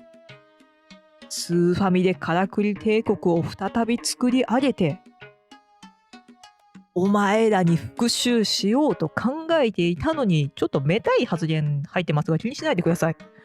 こんな太った変なやつにその夢破られようとは、いろいろ突っ込みたいことはあるが、さて、太った変なやつとは誰のことでっか？すごい怒ってる。まさかこの正義の忍者、恵比寿丸のことやないでしたろうな。何を言っている？お前しかいないだろうが。おへえ、アンさん負けたくせに好きなこと言わはりまんな。なあい、ちょっとお前ら、俺のこと忘れちゃいねえか？何してんの？おゴエハン、こんなとこにいはったんでっか？何してまんのや。おっさん、はよ下ろしたなんかい。ゴエハン大丈夫でっか？スマキにされてますね。助けに来てくれたのか、エビスマル。おかげで助かったぜ。何言うてまんねん、相棒でんがな。こんな水臭いこと言わんたんてか。ところでゴエハン、何しにこんな物騒なところに一人でいはったんでっか？そうだ。おい、からくりゴンザイモン。俺の家宝の黄金キセルを返してもらおうか。また盗まれたの君。ゴエハンもしかして、家宝盗まれたんでっか？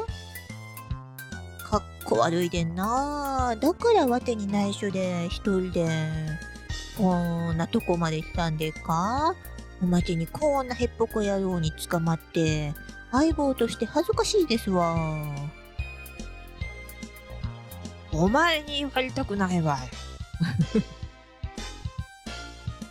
負けたおっさんは黙っとらんかい。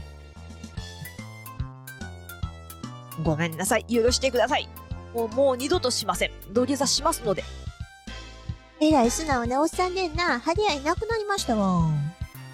ゴエハン、もうこんなおっさんほっときましょ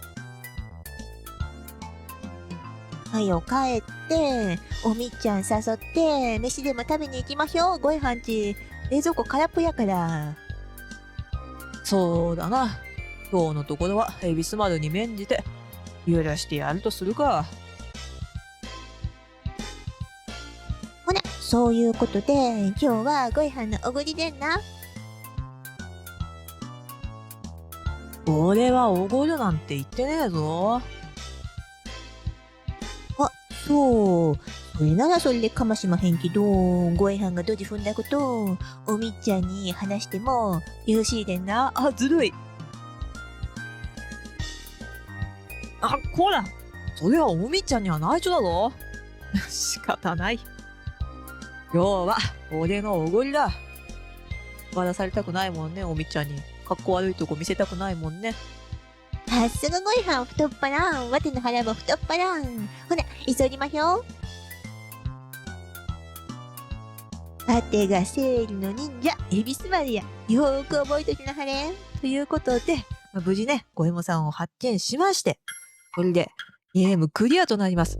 このゲームね、残念ながらね、エンディングないんですよ。エンディングというか、スタッフロールですね。スタッフロールがないので、これで終わりとなります。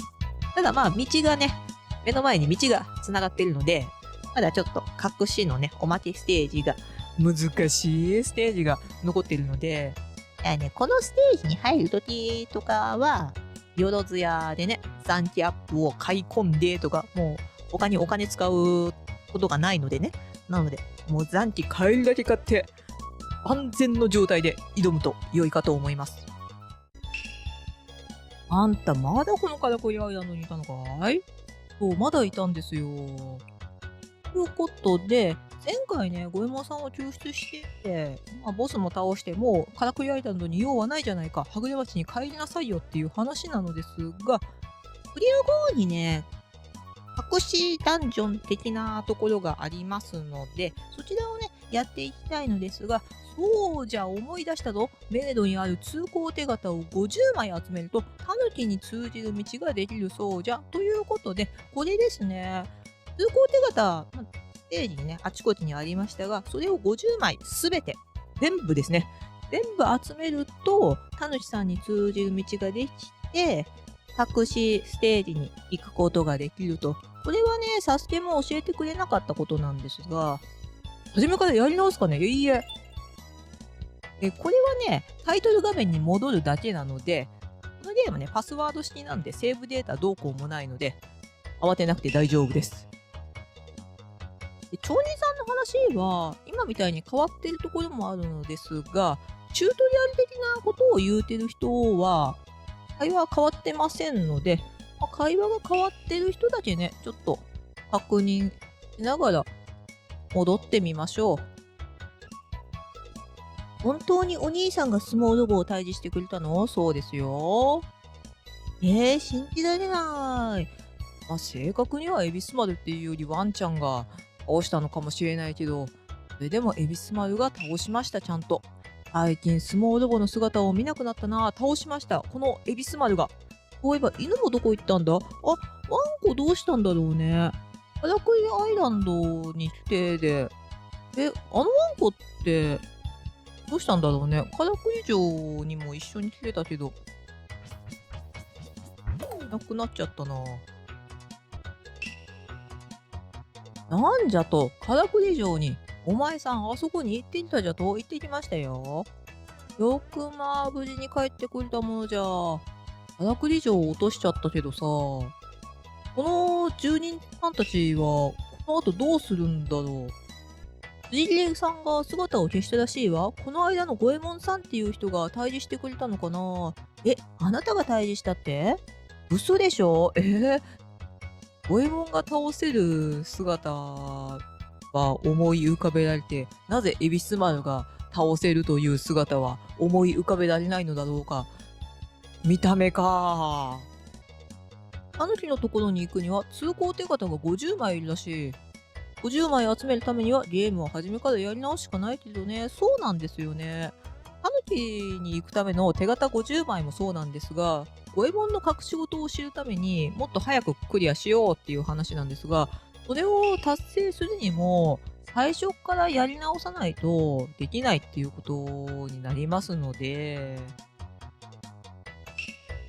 だからね、2周ぐらいすることを前提に作られているのかな。なかなか1回目でね、パッとどっちの条件も達成するのは難しいかもしれませんが、五右衛門さんには会えましたか？会えました。いつも以上にドタマがツンツンしてました。このからくりアイランドはからくり権左衛門とかいうおっさんがからくり帝国を築きたくて作った島だし、このおっさんが君たちを作ったわけではないの？仮に創造主だったらしたら、その人たちのことをおっさんって言っていいの？いいのかなここの住人たちはからくり権左衛門にとっての何なんだ？からくり権左衛門が作ったんじゃないのか？そのからくり帝国とは何ぞやという話もあるけど、からくり権左衛門は人間だってね、お兄さんたちも言ってましたよね。人間だよね、彼は。人間のはず。私、明日からダジャレに磨きをかけるために修行出かけるあるね。おう、行ってらっしゃい。私、ダジャレやめたある。やめたの？でも人には優しくするある。あんた100両あげるからよそで遊んでくると言える。これはね、100両をもらい続けることができるので、お金がなくなって都船屋とかにも行けなくなったら、ここで地道に稼ぐと良いかと思います。この前サイコロで勝負して大負けしたぜ、あらまあ。私もろくに勝ててないんですよ、サイコロ。ルリリーがいなくなってこの辺りも平和になったの。それは何より。そういえばここの人記憶喪失だったんじゃない？どうなってる？私自分の名前を思い出したの。私の名前は、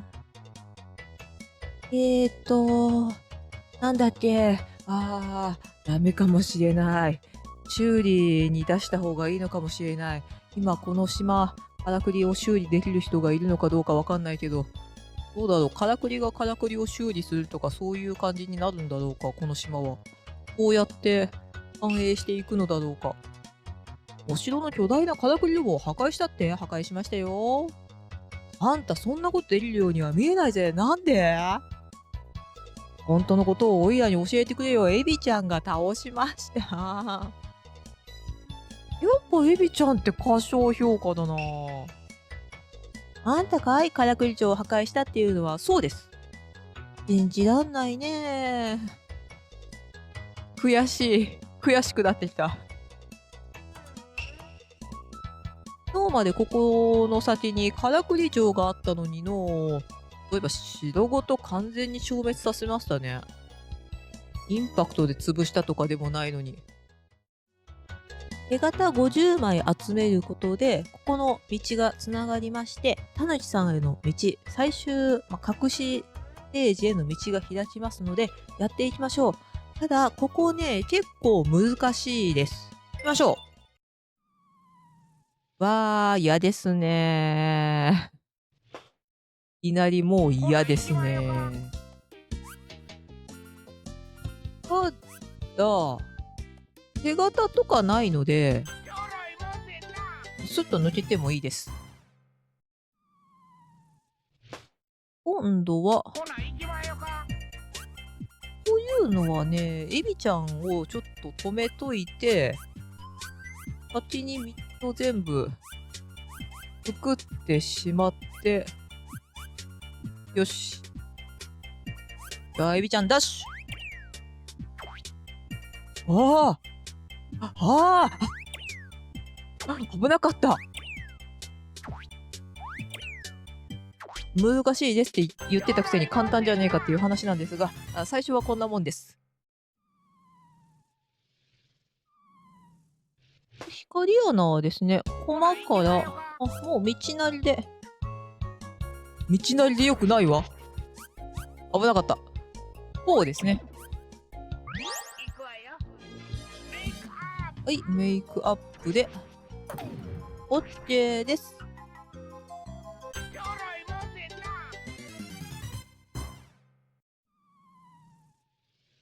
さあ、ちょっとややこしくなりましたね。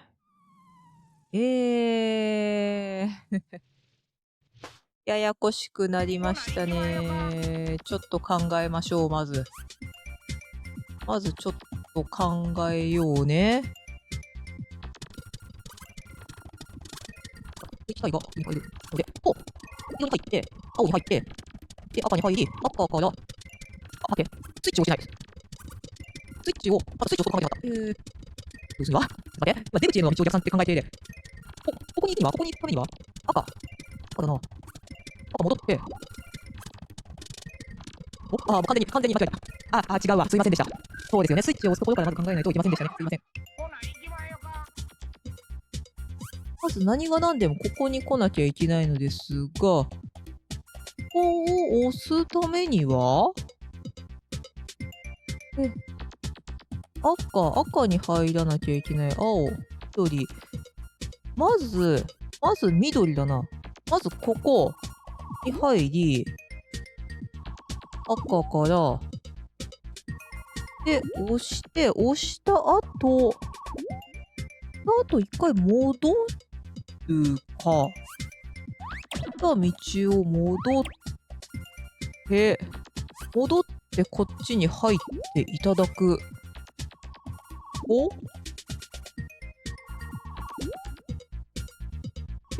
今どうなってる？緑でしょ？で、そこから入って、で、青に入って、で、赤にこう入りまして、で、こう。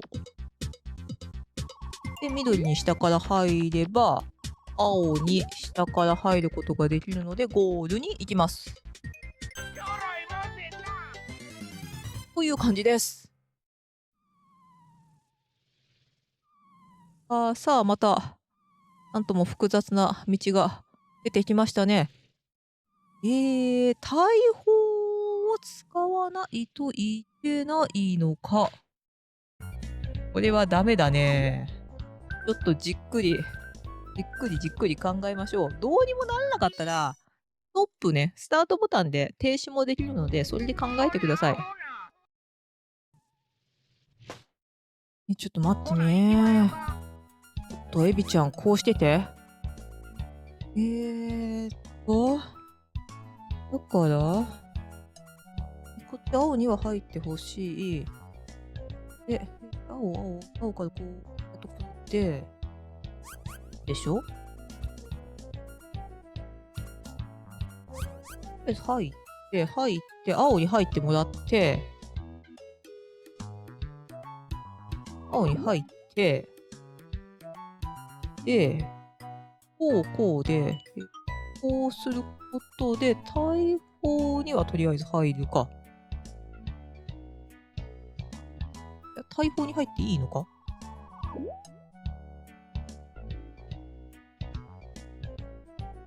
大砲に入ったところでだな。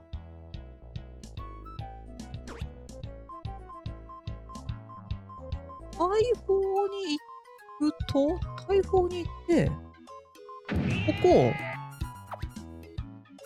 いや、こうでいいんだ。大砲に行けば、大砲に行けばもうゴールですね。大砲でここの、外れの道に、外れというか、ちょっと一本ずれたところにある道に行けば、クリアですね。よかった。うわーだな。また道が複雑だな。とりあえず、重りは絶対取らなきゃいけないので、まず重りのところに行きたいですね。もう一度行きましょう。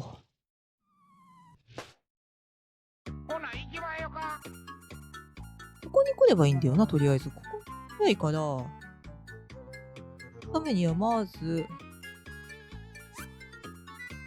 取るものを取りに行かないといけないから、まずこうして、重りを取ります。重り取るよね。重り取った後よ。取った後、こっちに出したいっていうことは、こうと、こうか。これで横に入るので、横に入って、で、横から出てきて戻って、で、上にぶち込むんだから、こうで上にぶち込んで、で、こっちも上からぶち込んで、そうすると、OK です。OK です。ちょろくはないけど、大丈夫です。OK です。残機もね、結構買ってあります。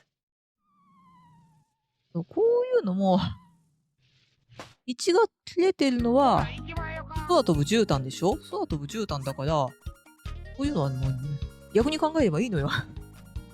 逆に考えてもなかなか難しかったりするところもありますが、いや、逆に考えても難しいわ。なんかとりあえず、こう入れるか。こう入れて、で、青に入って、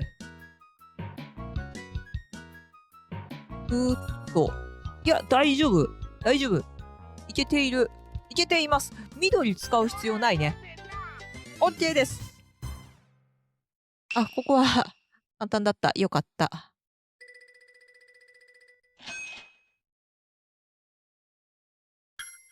あ、完全クリアですね。完全クリアとなります。よかった。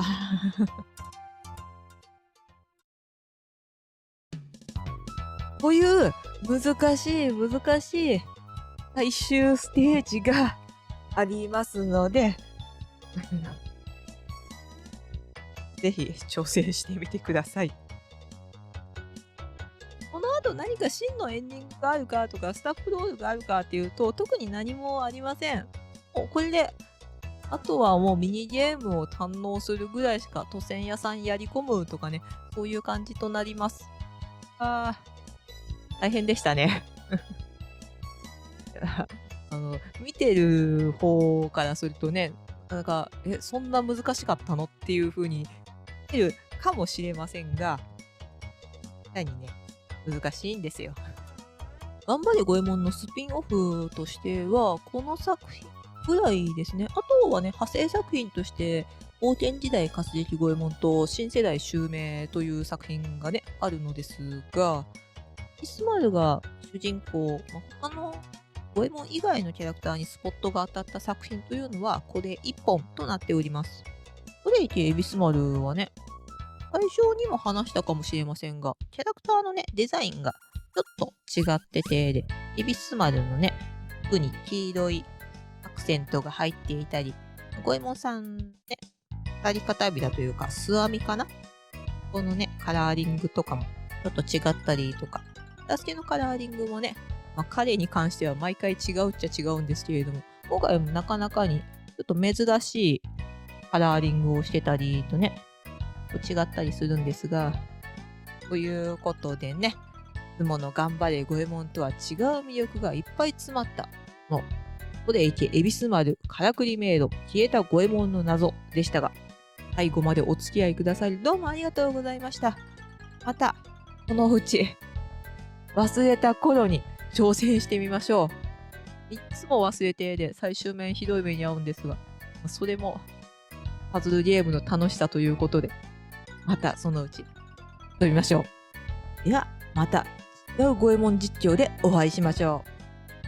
失礼いたします。最後までご視聴いただきありがとうございました。この動画が面白いと思ったら高評価、チャンネル登録よろしくお願いいたします。また遊びに来てくださいね。では失礼いたします。